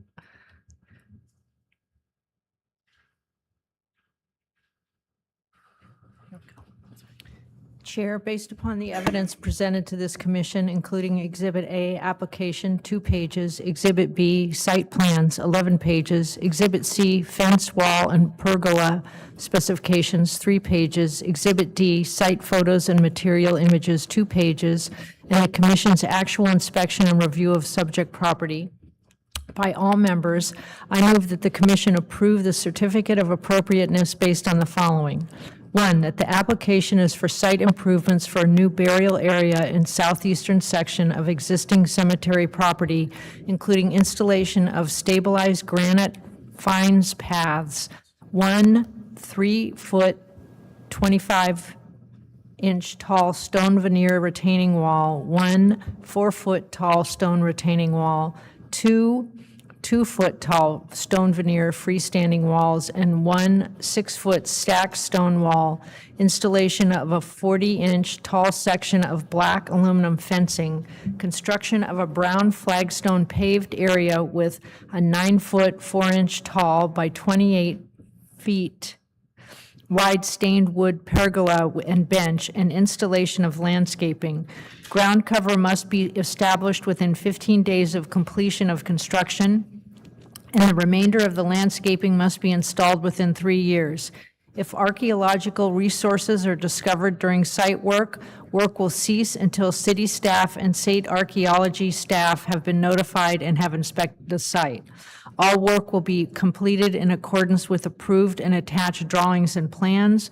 All permits, variances, or approvals as required by law must be obtained before work may commence.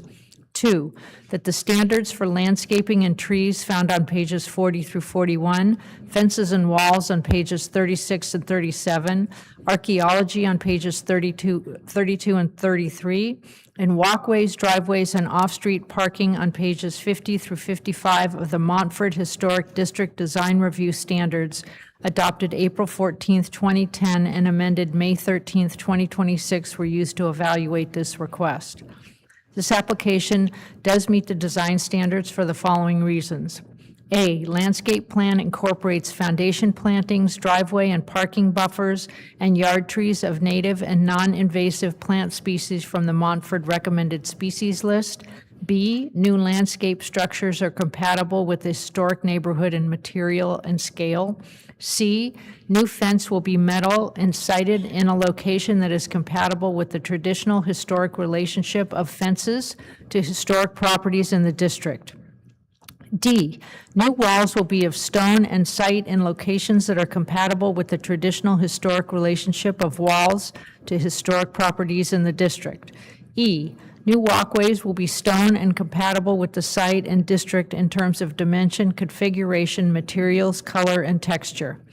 4, that the action and improvements proposed in the application before us for a certificate of appropriateness are congruous with the special historic character of the Montford Historic District.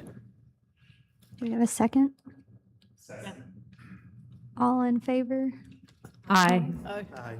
All opposed? There's no conditions. Ready for a second? Second. Moxley, all in favor? Aye. Aye, all opposed? Motion carries. Wait, you still have to read the. Yeah. You still have to Oh, read. I'm sorry. Yeah. Based upon the foregoing findings and for the reasons set forth therein, I move that a certificate of appropriateness be issued. Second. Second. All Sorry, in guys. favor? Aye. Opposed? Motion carries.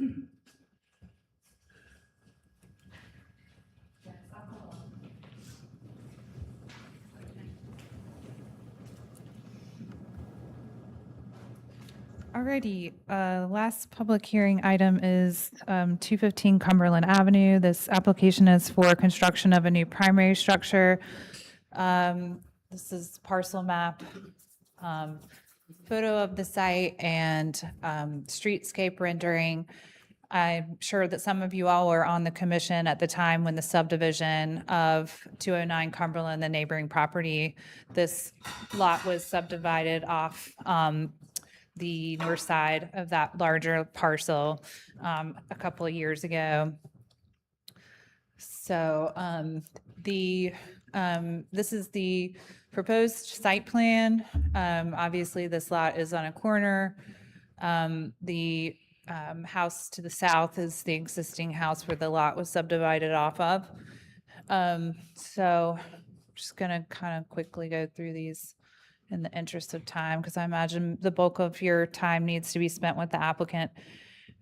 This is a tree removal plan as well as the landscape plan.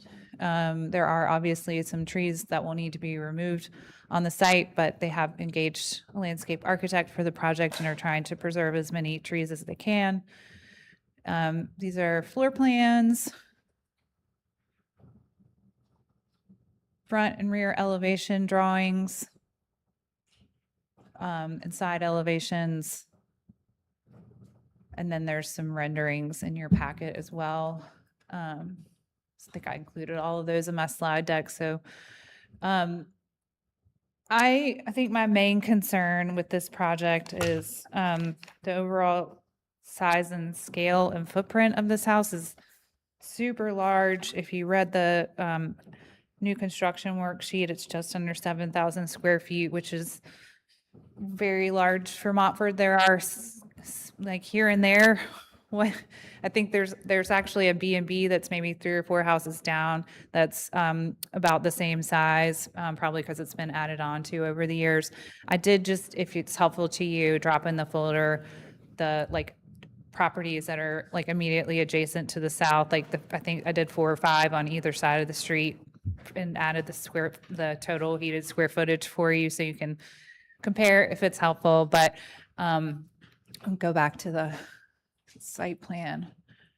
If you look at this block and the building footprints, there's no buildings along that street that have such a long footprint. So it's pretty big, and obviously it's on a corner lot. So you're going to see that whole side elevation is going to be, highly visible. And That square footage does not include the garage, or does? Does. 4,000 heated, 6,700. yeah, they've got the square footage calculations on the same sheet with the floor plans, if it's helpful for you to see how those are broken apart.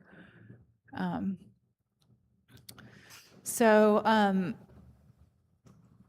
also I'm not sure, and I'll let the architect speak to this. I'm not sure I can think of examples where you've got this exposed basement level on the front of a house. Most typically the foundation, it's like a crawl space behind the foundation. And so that's a little bit different in terms of it being elevated like that and exposed. They are proposing lattice, but I still think it reads as fairly tall within the landscape because of that, and a little bit out of character in that way. Let's see. I also noted, and I didn't think I included this in my slide deck, so let me see if I can navigate to the documents. We can get into the weeds on design stuff if you want to, but I honestly, I think, like I said, I think probably better for you just to have the architect answer your questions on their design justifications and rationale. I believe maybe it's in this document. They're proposing a fence in the side yard, which is loop wire fencing, which is what one of the standards materials that the standards allow for. I just am a little bit unsure of they're proposing metal pickets, and I've not seen a metal picket fence in my time with the commission. Now, granted, I haven't been here forever.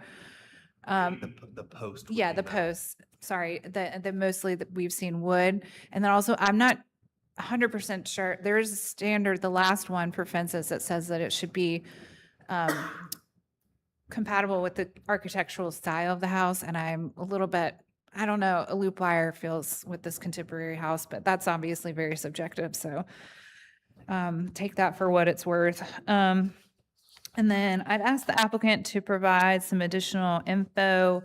One I got just before, or two things I got just before the meeting. One that isn't wholly, neither of them are like major changes or anything. I just asked them to, in their original street view rendering, they didn't color in the side of the house where the porch is. I guess because it's farther back, but I asked them to include that so you could see it within the streetscape. And then I also asked for a revised site plan just to make sure we were covered on all the walkways or any other paved surfaces, because a lot of times when people are this early on in their project, they're not thinking about landings outside of every door and those kinds of things. So we have a revised site plan as well. And then there's just some other minor stuff I've noted.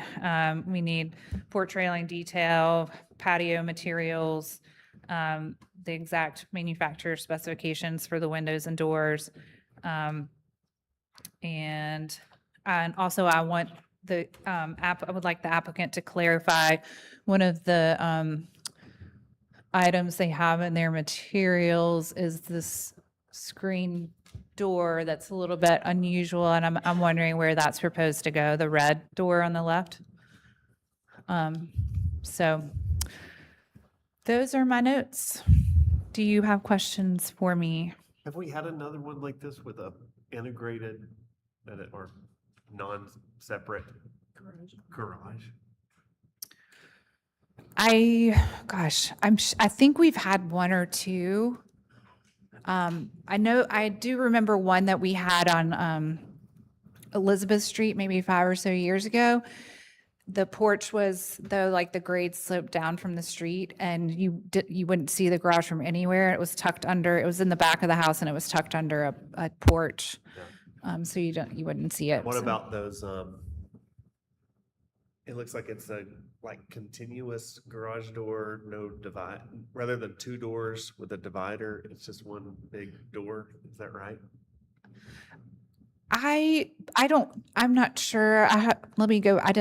This was like something where I was like not getting really granular on the specs, but yeah, to your point, it looks like here's the image that they shared. It looks like it is a single, like a double bay, but one continuous door. So, it would be more typical of two separated bays, I guess.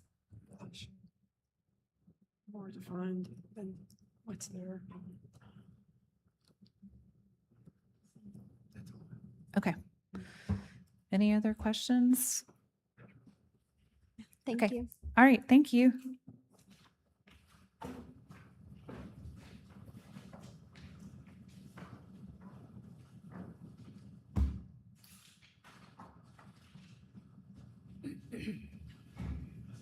We just need you to speak directly in the microphone, so that's totally fine. Do you want to use paper pen? Well, I've got both.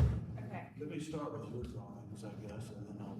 Yeah, if you want to use, my slide deck is here, but if you want to use like all of your plans are Okay. in this folder, so you just have to go to So the other how tab. do- let me start, I guess I'll put something here first. Okay.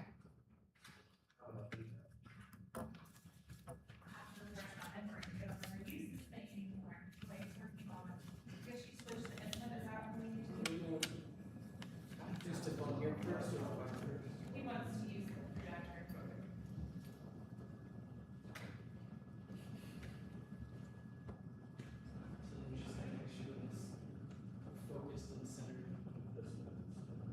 It's okay.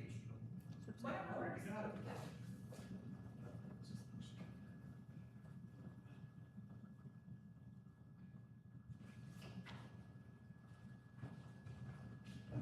Griffin, I'm the president of Griffin Architects, and we're the architects for the Roydens House. I understand there's a concern about the square footage. It reminds me of a story about Thomas Wadley Rowell coming to town and asking for rooms in the inn. And he goes around trying to find a place to put his family in, and they say to him, well, I'm sorry, sir, we only can have 3 rooms. And he said, but I have 5 children. And they said, well, that's all we have. And he said, well, that's fine. I'll just shoot the rest, you know. So they have 3 children, and they have in-laws, and it's one of the reasons this house is so large is that it has lots of people running around. So I wanted to bring that to your attention.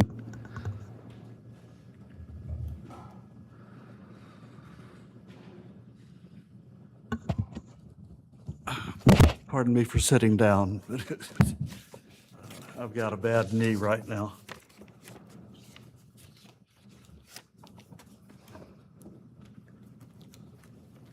One of the questions earlier, I think, was what portion of this is living space and what is the garage included in that square footage? And basically, the heated square footage of the total house is 4,000 square feet. The lower level is unfinished, and it is set up with lattice. The reason that it is as high as it is we're back to the ADA again, and I hate to bring that into your sphere of vision, but ADA for residential is called universal access, and we have practiced that for 20 years, and we just don't design houses anymore that don't have a way to get an in-law or someone in. So when you come off of the back street here, and let's see, how do I switch between, if I'm going to turn on your computer? Tell me that, so if you're gonna go back and forth, just. It's controlled over here. I'll be doing it. Okay, all right. Take me to her computer. If you're able to sort of stay in one room, it might be Yeah. a little easier. I'll try to stay here for a while. There. So if you look at the site, it's a singular site that we've ever had in that it has roads on 3 sides. And it's not just a corner lot, it's a double corner lot. So the back of the lot has this big curve that goes around. And here, in this large circle, was a deeded oak tree. Tony Lord's home is right across the street, across the back street. I don't know if there are those of you here who know who Tony Lord was, but the Lord Auditorium and W.H. Lord, his father, built the house. He was raised there. I didn't realize that was I didn't know where he lived, so that's fascinating information. Thank you. Yeah, and I know, I was just thinking that. well, and Oh, well. More importantly, because Megan is still alive, is Megan Gordon, who's a dear friend, is very protective of this lot. And we are as well, because I was a dear friend of Tony's, and he loved this oak tree. So when Scott divided the lot off, he put deed restrictions on this oak tree that it be restored. And it is a beautiful tree, and we have designed around it. And we've also designed around this big circular drive, as well as all of the trees that go along the property line with Scott's and all the trees that are along the road. So I understand that there was a concern about it being a long linear house, but it's a long linear lot, and it's further reduced in width by the trees that we're trying to save. So it's just the circumstances of the shape. The double garage doors that she was talking about earlier, we are doing everything we can. The clients share your desire. They'd really like to have 2 doors. I have cautioned them about that because they don't have a whole lot of room to back out and turn around. And when I've experienced this in some smaller communities that we've done, with double garage doors, you've got to get your car completely out of the garage before you can turn. Whereas with individual doors rather, whereas with the double garage doors, you can start to turn sooner. And if the other car is pulled forward, then, so it turns this backing out and turning around from a 2-point turn into a 4-point turn if you went with double doors. And that's the reason it's that way. I have done doors like the ones in the picture and created the illusion of post between them, and my clients have asked for that as well. And it's a simple development that could certainly be incorporated if it's a large concern. So just wanted to bring that to your attention. The landscape here, we have had an arborist come in, and Glenn is our landscape architect. I may want to have him address the trees that were recommended, or do you want to have any further information about that? Does anybody have concerns about the trees to be removed? Okay. Yeah, we have several that have actually, the landscape architect in consultation with the arborist has recommended that they be removed. We are trying to save some, so we've given them their own designation as trees recommended to be removed that the owner is going to try to save. So that it's got we've gone a little step further than just what that's like. And here, now you can switch me back to this. So we also, being concerned about the size, went through the neighborhoods and measured the length of houses. This one here is 135 feet, whereas ours is 110 feet. It has been discounted because it's a bed and breakfast. However, it was a residence first. And yes, it has been added on to, but it recently sold and is being converted back into a single-family residence, the size that it is. So we've used that as an example of a long linear house, and it's just 4 doors away. So it's certainly a building, I think is what the guidelines say, as opposed to residence. That should be like other buildings in the area. So that's at Carolina Bed and Breakfast. Then here is another example, and you know, one of the things that Eric, my client, wanted me to, because he'd been watching some of your videos, and he wanted to be sure that you all recognized that we had looked for options, you know, to what we've proposed. And we did look at trying to detach the garage, but it was just not, you wouldn't end up with maybe a 3-foot walkway between the house and the garage. And so here is an example of a detached garage and a house, and that gets to be 135 feet long if you take in that 20 feet between the house and the garage. So the impact is still pretty linear. We deliberately undulated our floor plan to keep it from being one big long facade so that it's broken up with various roof lines as well. Here's another house at 346 Montford that's 7,300 square feet. And then here's the Lord house right behind us. It's 94 feet wide, and that's frontage. We were also under the impression that there was some concern about how wide the house was. And the house directly behind it is 94 feet wide, and the width of our house here, and you've seen it in proportion, the front facade is 33 feet wide, and then 54 feet back on one side is a screened porch that adds an additional 15 foot, and then 66 feet back is the side of the garage, and those two add up to being 61 feet wide. And then this is the house behind us that's 91 feet wide, facing the street. And that's at 265 Flint Street.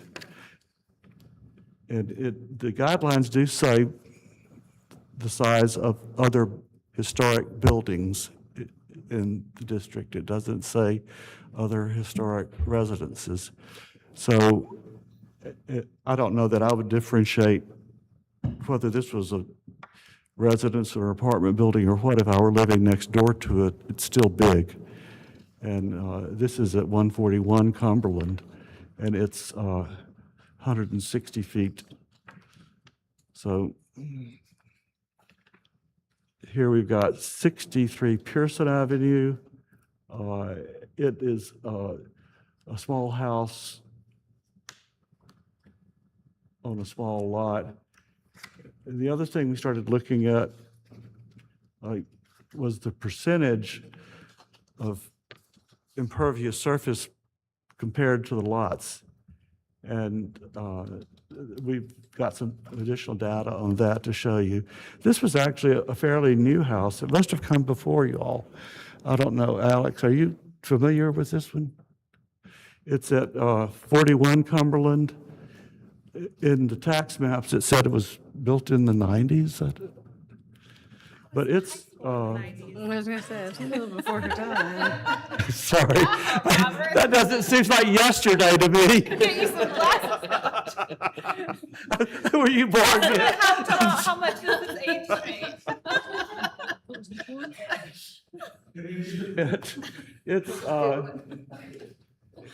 It's 81 feet wide facing the street. And so, I mean, I know the Historic Resources Commission was here in the 90s because I think I was on it at that time, you know. But I'm trying to find examples so that you can see that we did try to do our homework and look at other houses throughout the district and those close by. This one is at 156 Cumberland, and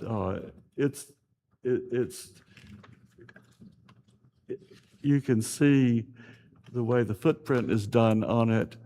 It's 110 feet deep with a gap of about 3 foot between the major building and the minor building here.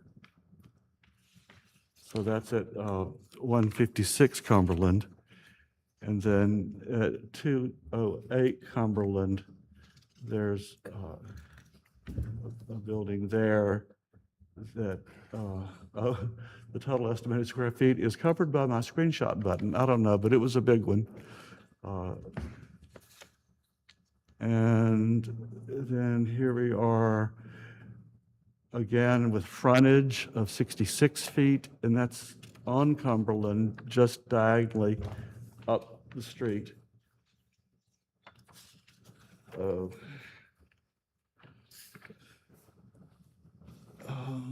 And now here we've taken the whole area to scale, and we've tried to look at our property, and it covers 21% of the land area.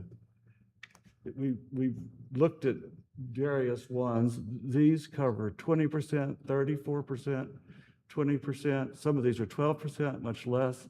Some of these are 41%. So when I think about proportion and scale, I think about it relative to the lot and how that has impacted. Of course, being in Biltmore Village, I'm concerned about flooding. So let's see, do you have one here that had the elevations and perspectives? I guess that's, to get back to that, to your main page, is that the way I do that? No, sorry, you click the X at the top. Okay, yeah. There it is. I could still do the same one. Oh, Yeah, sorry. Just go back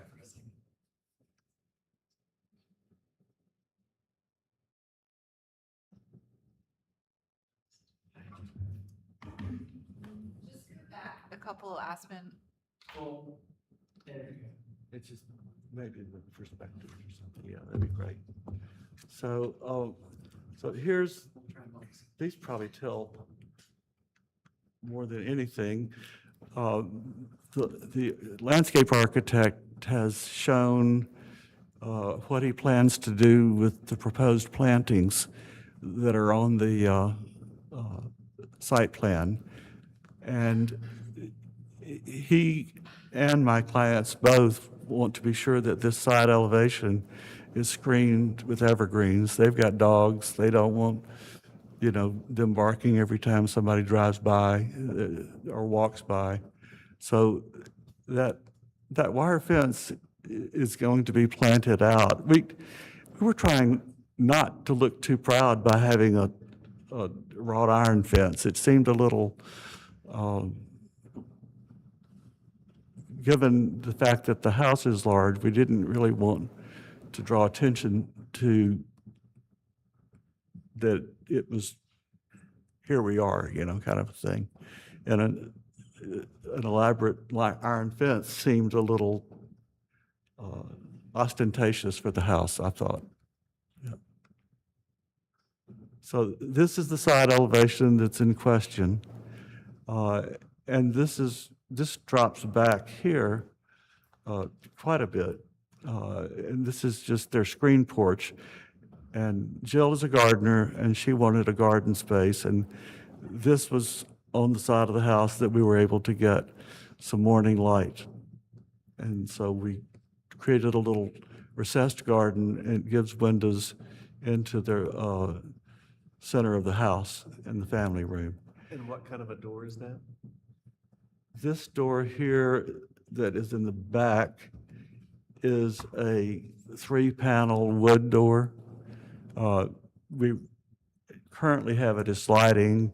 If that is not desirable, it could be hinged. I saw in the specs there was one of those doors that kind of telescopes. Well, we'd like to have just 2 sliding over 1 so that they could open it 6 foot wide. I mean, if it becomes a problem, we can certainly do side lights on a 6-foot door and open both center doors, but I like the proportions of it better because of the way it related to the windows up above, to do it in 3 panels. So that was why I elected. It is a wood-clad door, just like the others. Yep. And then the main level of the house is determined by the level of the street behind that comes into the garage. So you come off that rear street and it's level all the way to the front door so that the main floor is all on one level as the garage. And that's what then determined this height. And we did add the lattice, and we will be planting it, you know, as you can see, you know, with sufficient foliage so that they don't want anybody to think there's a whole lot going on down there either, you know. So that's a benefit to both the owner and the neighborhood. So you're not grading out front, you're just sticking with the. Well, it's the original historic circular drive, and Scott, you know, and all of us would like to kind of keep it, you know. I think it was mentioned to me early on, we had a kind of a pre meeting, and that was the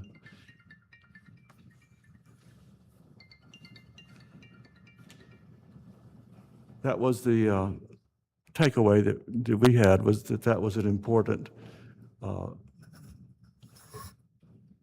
kind of missed what you're saying. What was the important, are you, To not do. you were asking to about not do grading. grade. to not grade the curved drive, you know. Oh, we- to- I Just see. maybe add a little bit to it, but we didn't want to put retaining walls along the edge of it and stuff like that to shorten the porch above grade, you know. Okay. Yeah. So Robert, where on the elevation is the red exterior screen door? On the porch? I mean, it doesn't look Jill like. has that door in Texas now, and she wanted to bring it with her. We're going to paint it the rust color that's in our palette, and I didn't note that on the application, I apologize, but you don't see it from anywhere. It's recessed. It doesn't look like a screen door, so that's what. Yeah, no, it is. Those are, a friend of hers, wasn't it, Jill, that did ironwork for you?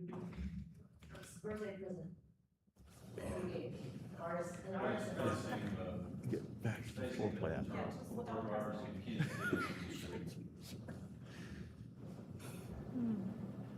Oh, there it is, like floor plan. Either one, or floor plan's probably better, yeah, okay. Yeah, so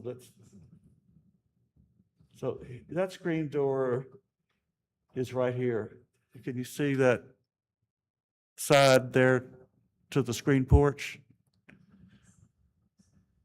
You see my cursor moving? Yeah, I see it. Yeah. Okay, there's a little door under there, and that's the screen porch. And that door will be painted the same rust color as the palette. It won't be pink. But it really, you can't see it Yeah, no, I unless just you're didn't know in, where- yeah, I didn't know it's where it like an was. indoor room there.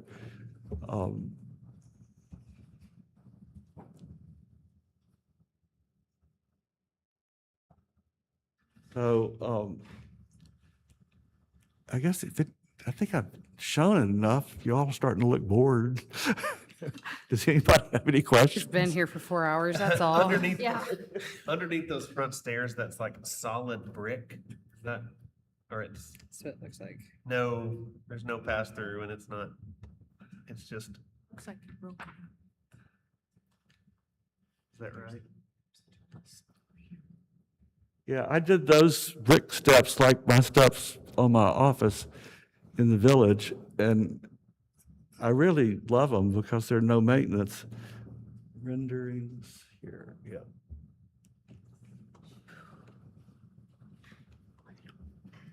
And your office in the village is historic? Yeah, I mean,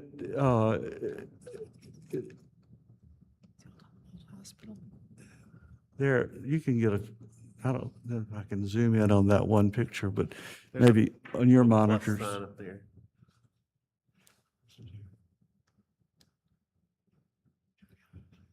Right. All right, there it is there. So what I did with my steps in the office is I did wider steps at the bottom that you could put plantings on, like with planters, and I wanted to give it a more historic look. The wood steps just seem cheap on this house, you know.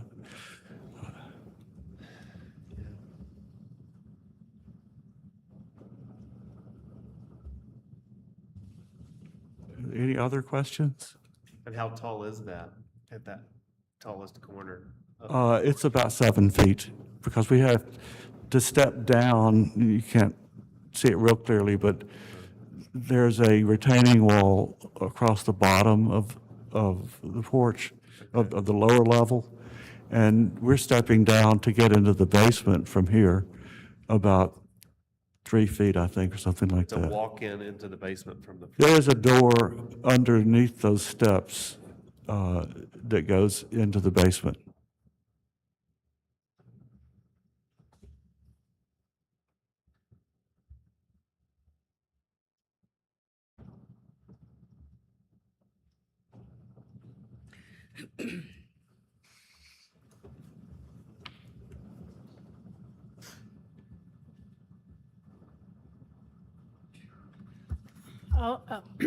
I just want to say one thing, when you determine the percent of the site that's built up, you use the heated space, but the total footprint is almost 7,000, so it's more like 35% of the site is covered, The 4,200 square feet, heated, right? no, that's the footprint. No way you did this. Yeah, that is the footprint. Okay, sorry.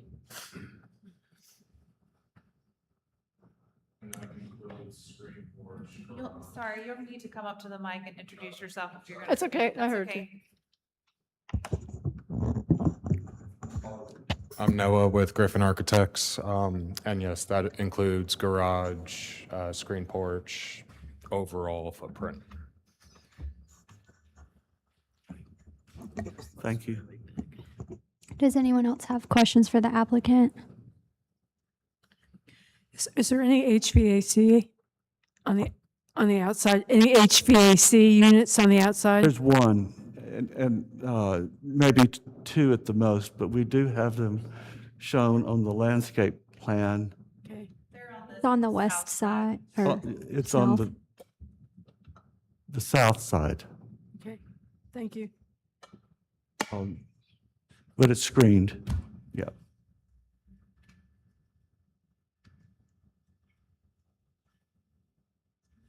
In the floor for public comment. I see it now, thank you. Do we have any public comment?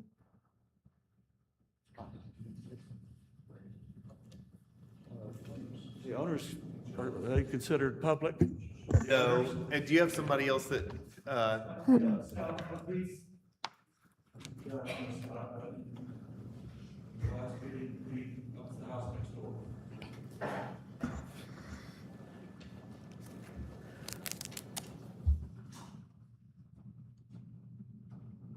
you just say your name into the microphone so that everybody can hear it? Yes, thank you. I'm Scott Dedman at 209 Cumberland Avenue. My wife is here, Karen Ledwith Dedman, in the third row.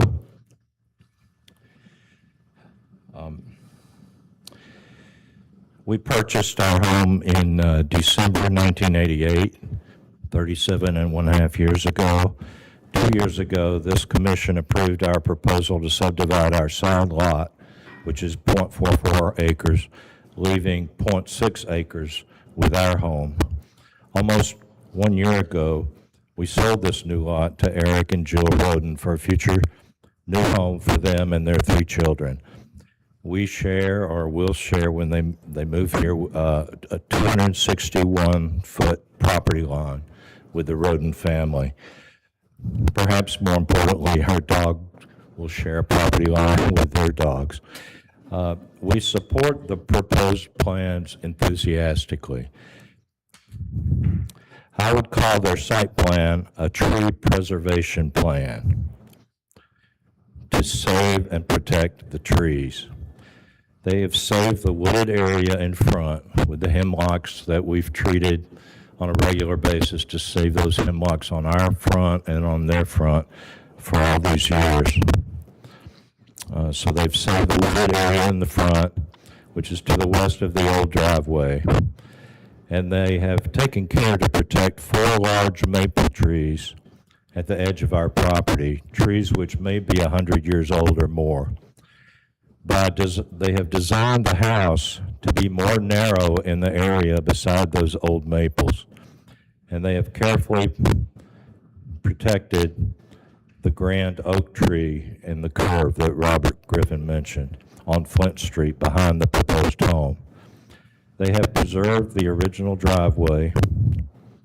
And you noted that, one member of the commission noted 2 years ago when you approved our subdivision, she noted that it was extremely important to save the curved driveway, and so that pushes the house back from the street, from the front street, Cumberland, and dictates a lot of the elevations and footprint that you've noticed. Their front porch will be in line with ours, and they have thoughtfully used design elements from architect Richard Sharp Smith. Mr. Griffin asked for, and we sent him, our electronic file that includes Architect Smith's original drawings of our home from 126 years ago. I've heard there may be concern about the size of the home. Their home will be 4,061 heated square feet, 4,061 heated square feet. Meanwhile, 4 houses away from us to the south, 177 Cumberland, it was originally built as a single-family home, but then was a bed and breakfast and is now again a single-family home. It has 6,637 heated square feet, according to the tax records, and a recent real estate sale earlier this year shows 7,700 square feet, and that's 4 houses to the south of us. And the nearest home to the north of us on our side is just on the other side, immediately on the other side of the Greek Orthodox Church. 249 Cumberland Avenue is 5,851. That's a Pinecrest bed and breakfast, but it was clearly designed, when you look at the front, it seems like a single-family home, and I'll bet that it originally was single-family. And across the street from us, on our block and the next block to the south, are homes that sit higher on the land. They're on the highest side of the street, overlooking the homes on our east side of the street. And some of those have square footages, heated square footages of 4,400, 5,000, and 6,000 square feet.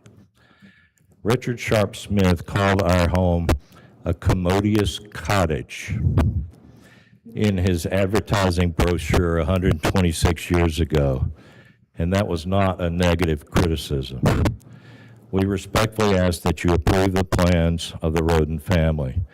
We welcome new neighbors to our neighborhood and to Asheville. Thank you. Thank you. Is there any other public comment? I'll close the floor for public comment. The owners can come up if they would like.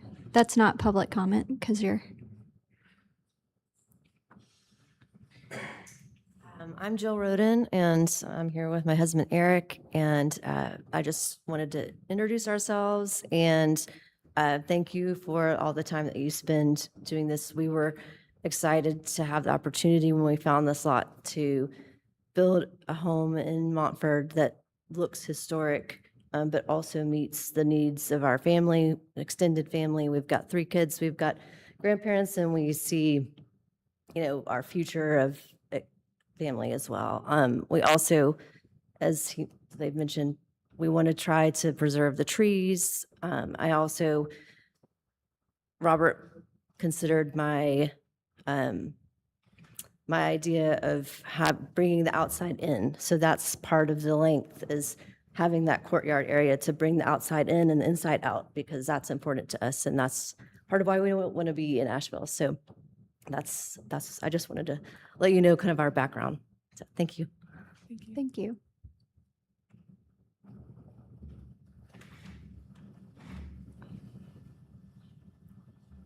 Some comments.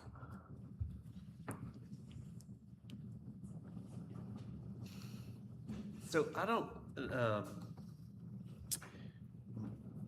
necessarily think that the size is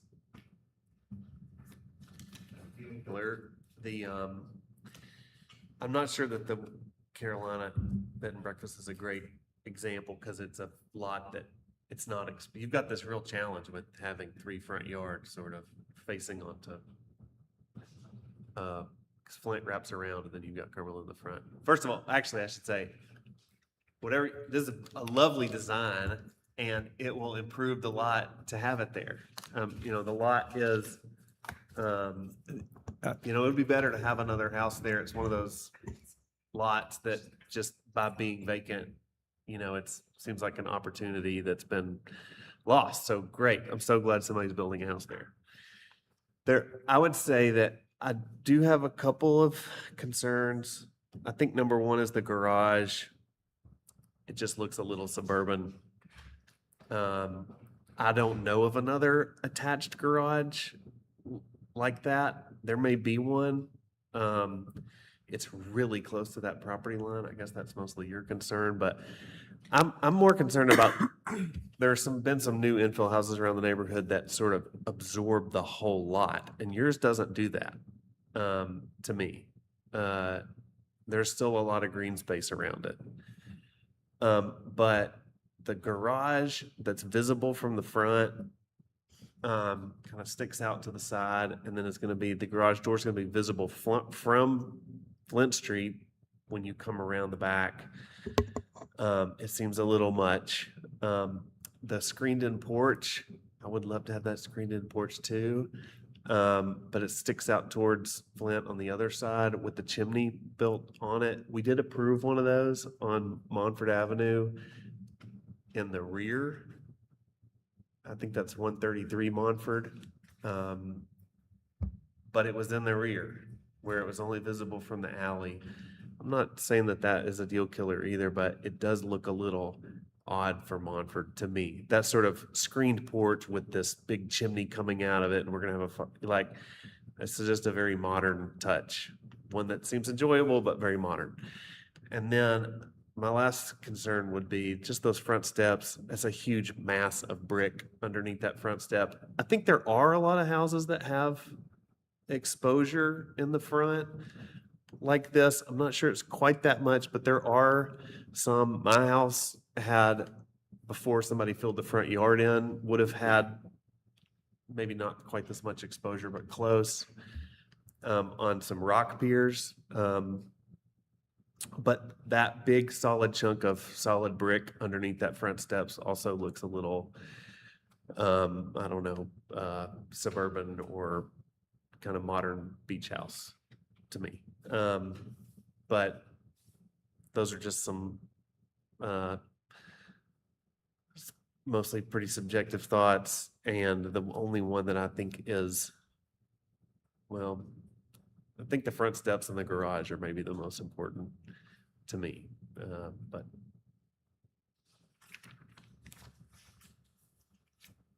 And the siding on the first level is Pebble Dash? Correct. Okay. Yeah, it's a lovely design.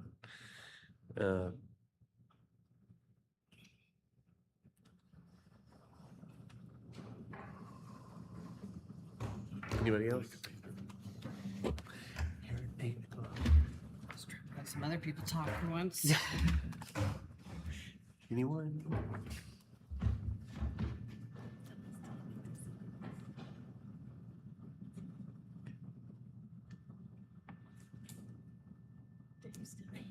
Is everybody just too tired to give comments? I I feel like mean, you I'll be guys need- honest, I am fading. let's move it along because it's late and I we've know. got a couple of other things we need to talk through at the And we end. still We do. need to see, because the commission will be referring probably to, Robert, what are you putting up there? Is that, I was just gonna, I guess he hurt my feelings when he said that my front steps looked kind of pedestrian or 70s or something, and I wanted to show him a 3D image of it, because I don't think it shows up well as it would in a drive-by image. So Some you can- nice landscaping could possibly deal with that exposure. Yeah, brick. well, I mean, that's actually designed into the, Robert, just please remember that all the things you're showing, like the printed out papers and this, the 3D imagery, you'll need to share that with us for our exhibits. well, everything has been shared, and they're snapshot views of the 3D images, but what you're saying is if I show another view from 3D, I should send you that? Yeah, and then we need the other, the printed documents you were showing. Okay, well, I'll try to keep it to a minimum then, yeah.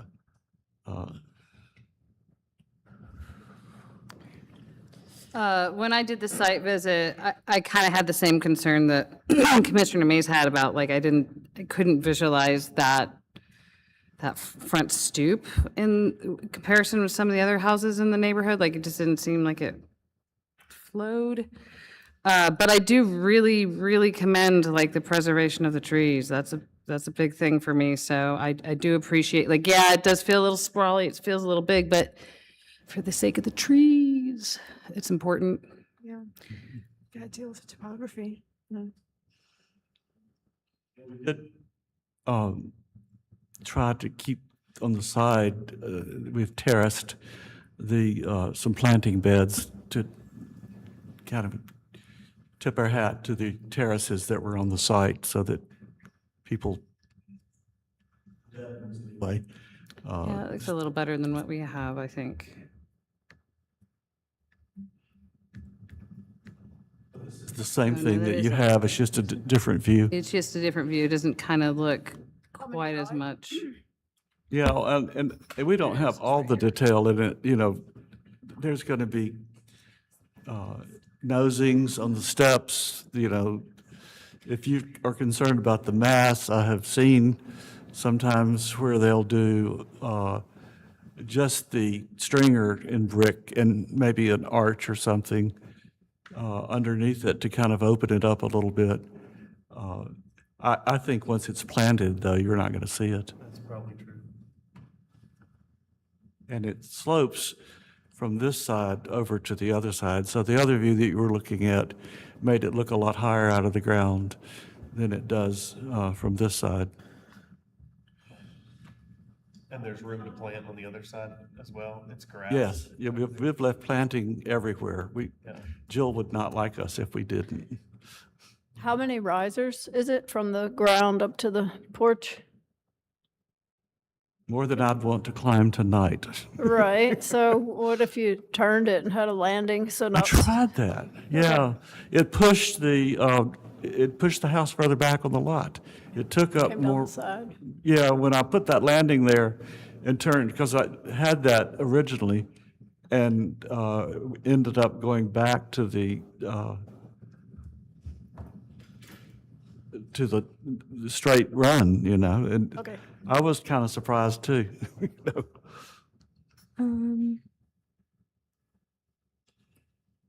Does anyone else have any? I think we've only heard from a couple of people, so we need to hear from more of you. I don't personally have an issue with the size. I think, you know, overall, when you're looking at the site, I mean, it does feel long in a way, but I think when you're looking at the overall site, there's actually, it's a large site. I mean, there's some that are like a quarter of the size almost, and so I don't necessarily have an issue with that. I think, you know, the fencing, I would have to agree, like, the fencing doesn't necessarily match the style of this home. Is it going to be covered by stuff? Yes. So, you know, that's kind of. Keep the dogs in, really. Yeah. But it's technically going to be covered by vegetation. And then, I mean, those were the biggest concern other than, you know, some of the items that we still need details on, which is like the porch railings, patio materials, stuff like that. Porch railings are just a 1x2. It's on that sheet. It's a 1x2 at an inch and a half on center, I think. So there's a 3/4 inch gap between a 3/4 inch board. They're straight off the playbook of Biltmore Village, really. If you've ever seen the handrails down there, they're R.S. Smith's recipe for handrails. Yeah. Yeah, I don't have an issue with this project either. I'd be very, if you could kind of explore that tricky detail that you have for the garage door, so that, Oh, right. so that it looks like two independent doors. Yeah, I mean, we could make that a condition if you'd like. Yeah, I I would concur. vote for that. Yeah, no, the garage is a part of the house to me that looks I can show pretty you modern. one. Let me show you one that I've done, and you can see if it seems.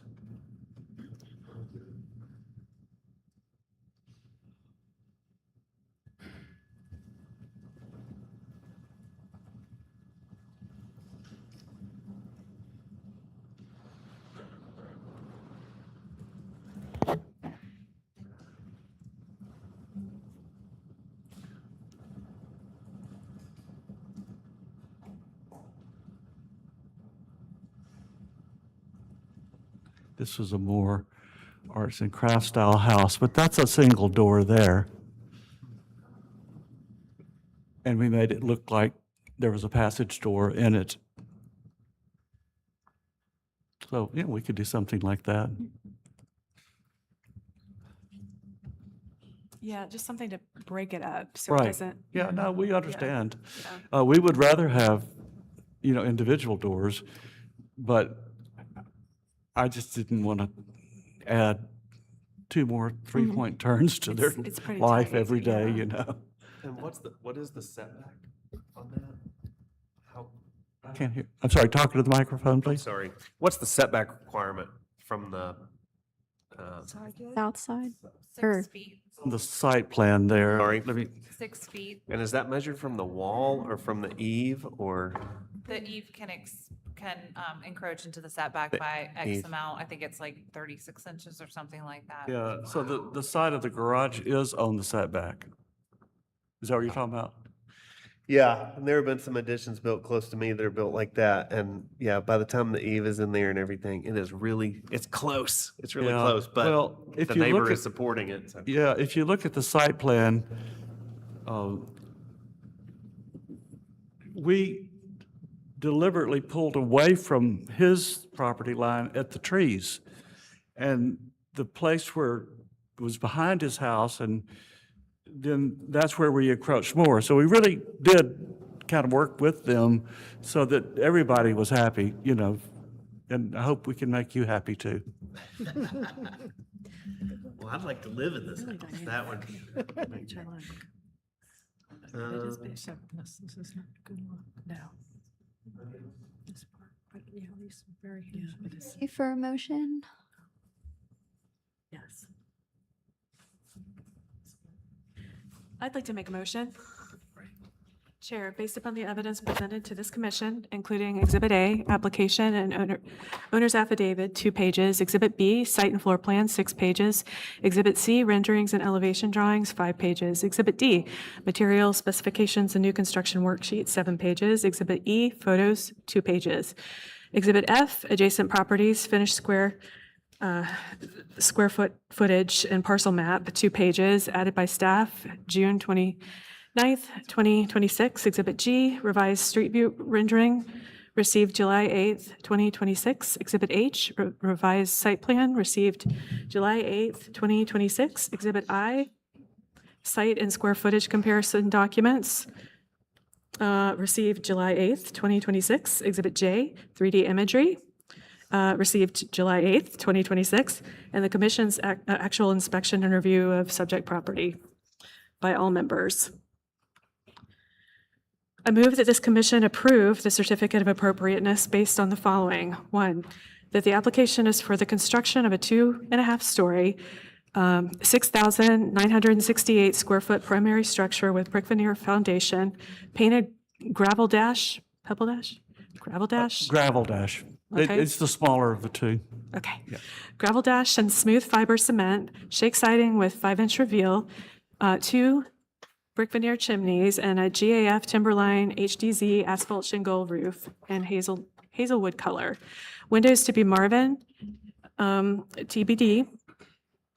Oh, does this say simulated divided light? Yeah. SDL, Simulated. simulated divided light, yes. Hmm. Yeah, Is that okay? Yeah, for That's new the construction. New standard. construction. Aluminum clad, 9-1, 6-1, 8-1, and 2-1 double hung and 9-light casement. Pedestrian doors will be wood 6-light panel with side lights and multi-light transom.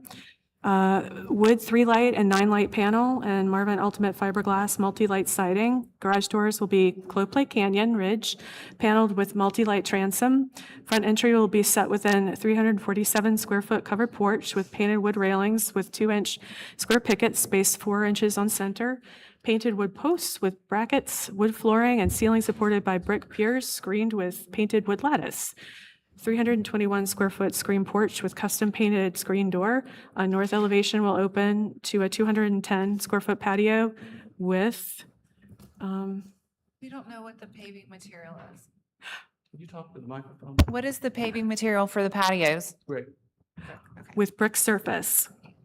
Screen door north elevation will open up to a 210 square foot patio with brick, I'm repeating myself. New dark brown previous paver driveway with concrete apron will be constructed on the rear of the parcel, existing gravel driveway and front yard to be expanded to include a new turnaround area adjacent to northwestern corner of the structure. Construct a 10-foot by 10-foot pervious paver pad in the front yard. New 4-foot tall loop wire fencing with metal posts will be installed in the rear and side yards. Installation of 2 mechanical units adjacent to south elevation. 5 mature trees will be removed to accommodate construction.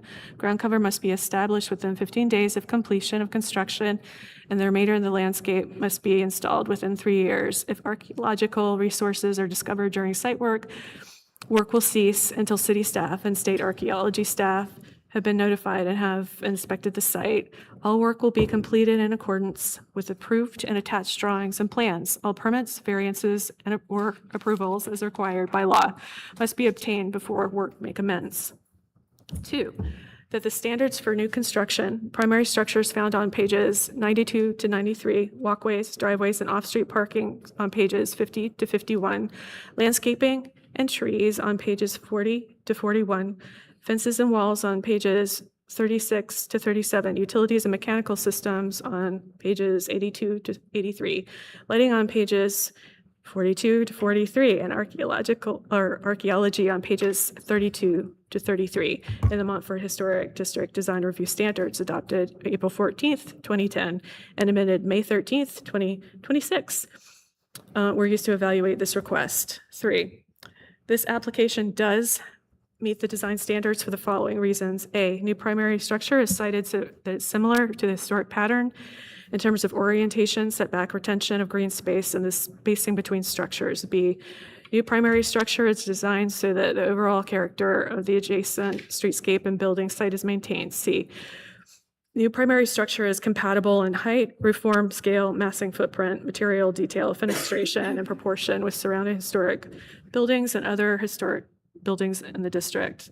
D, location and size of window and door openings are compatible in placement, orientation, spacing, proportion, size, and scale with surrounding historic buildings. E, materials and finishes are typical to those found in the district. F, new paved areas will be compatible with the site and district in terms of dimension, configuration, materials, color, and texture. G, protective fencing will be installed around critical root zones of existing mature trees during construction. H, mechanical units will be located on the side elevation and screened with plantings.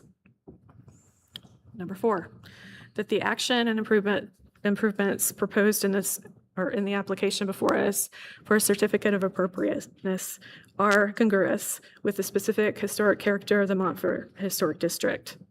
Is there a second? I'll second. All in favor? Aye. All opposed? Thank you. Oh, Wait. Hold, almost done, promise.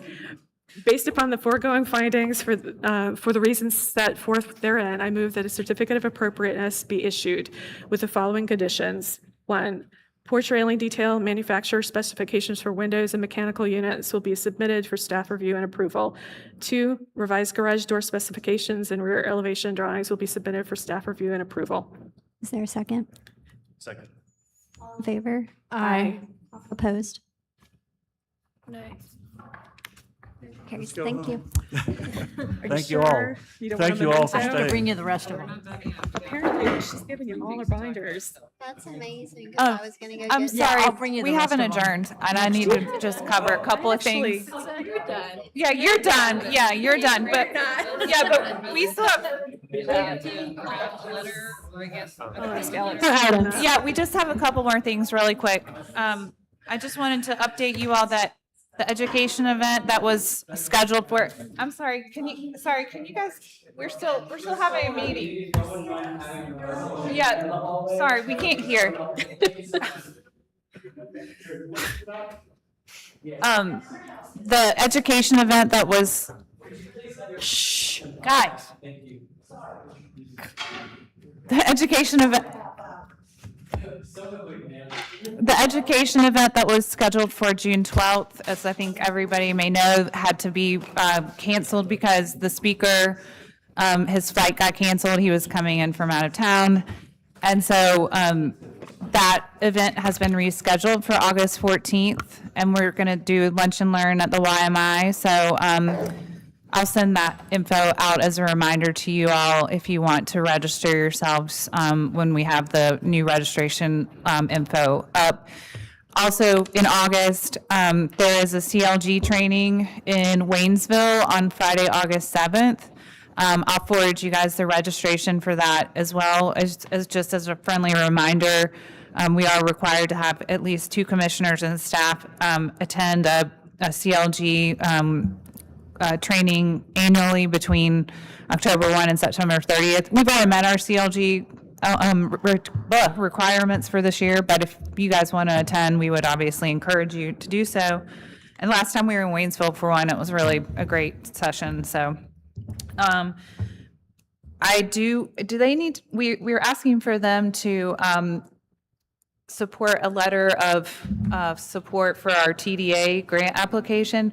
Should they do a resolution for that? You usually do a motion to approve. Do they have the? I don't have the draft letter yet, but just tell them what it's about. Yeah, so for our Biltmore Village infrastructure project that we're working on, we have $2.5 million from the North Carolina Department of Commerce. And we're applying to the TDA for additional funding from their LIFT grant program to expand our project scope for almost an additional $2.5 million. So as part of that, we can submit letters of support. We were hoping to have one from the HRC for our project, if you all are willing to. Yeah, of course. Awesome. So is there a motion? Are we just, the letter just says we support this grant application? I'm just going to draft the letter she'll and give it to draft one. Celeste to review and I'm from the sign. chair. It's just a general letter of Okay. support. Sure. So moved. Awesome, thank you. And then the last thing I want to update you on really quickly is that some of us got to do a really great tour at the Basilica recently. They're like a hard hat tour because it's under construction and they're replacing the roof. And it was, I think, probably the best tour I've ever been on. And so we are trying to schedule with them a follow-up tour for you guys to attend. So stay tuned for that. It'll be sometime probably in the next month or so, and hopefully not on a day when it's 400 degrees, because we did go up on the roof and climbing the 5 stories of scaffolding. Between that and the anxiety I had of fear of heights was not a good mix, and it was about 95 degrees that day. So anyway, but it was a great experience, and the guy who is their GC is like so knowledgeable about the materials and all of the things, and it was really in depth on the sourcing of the materials for the repairs and all of that too. It was really cool. So I would love to go on a tour if you can make that happen. okay, awesome. Do we have a motion? I make a motion to leave. Second. Aye.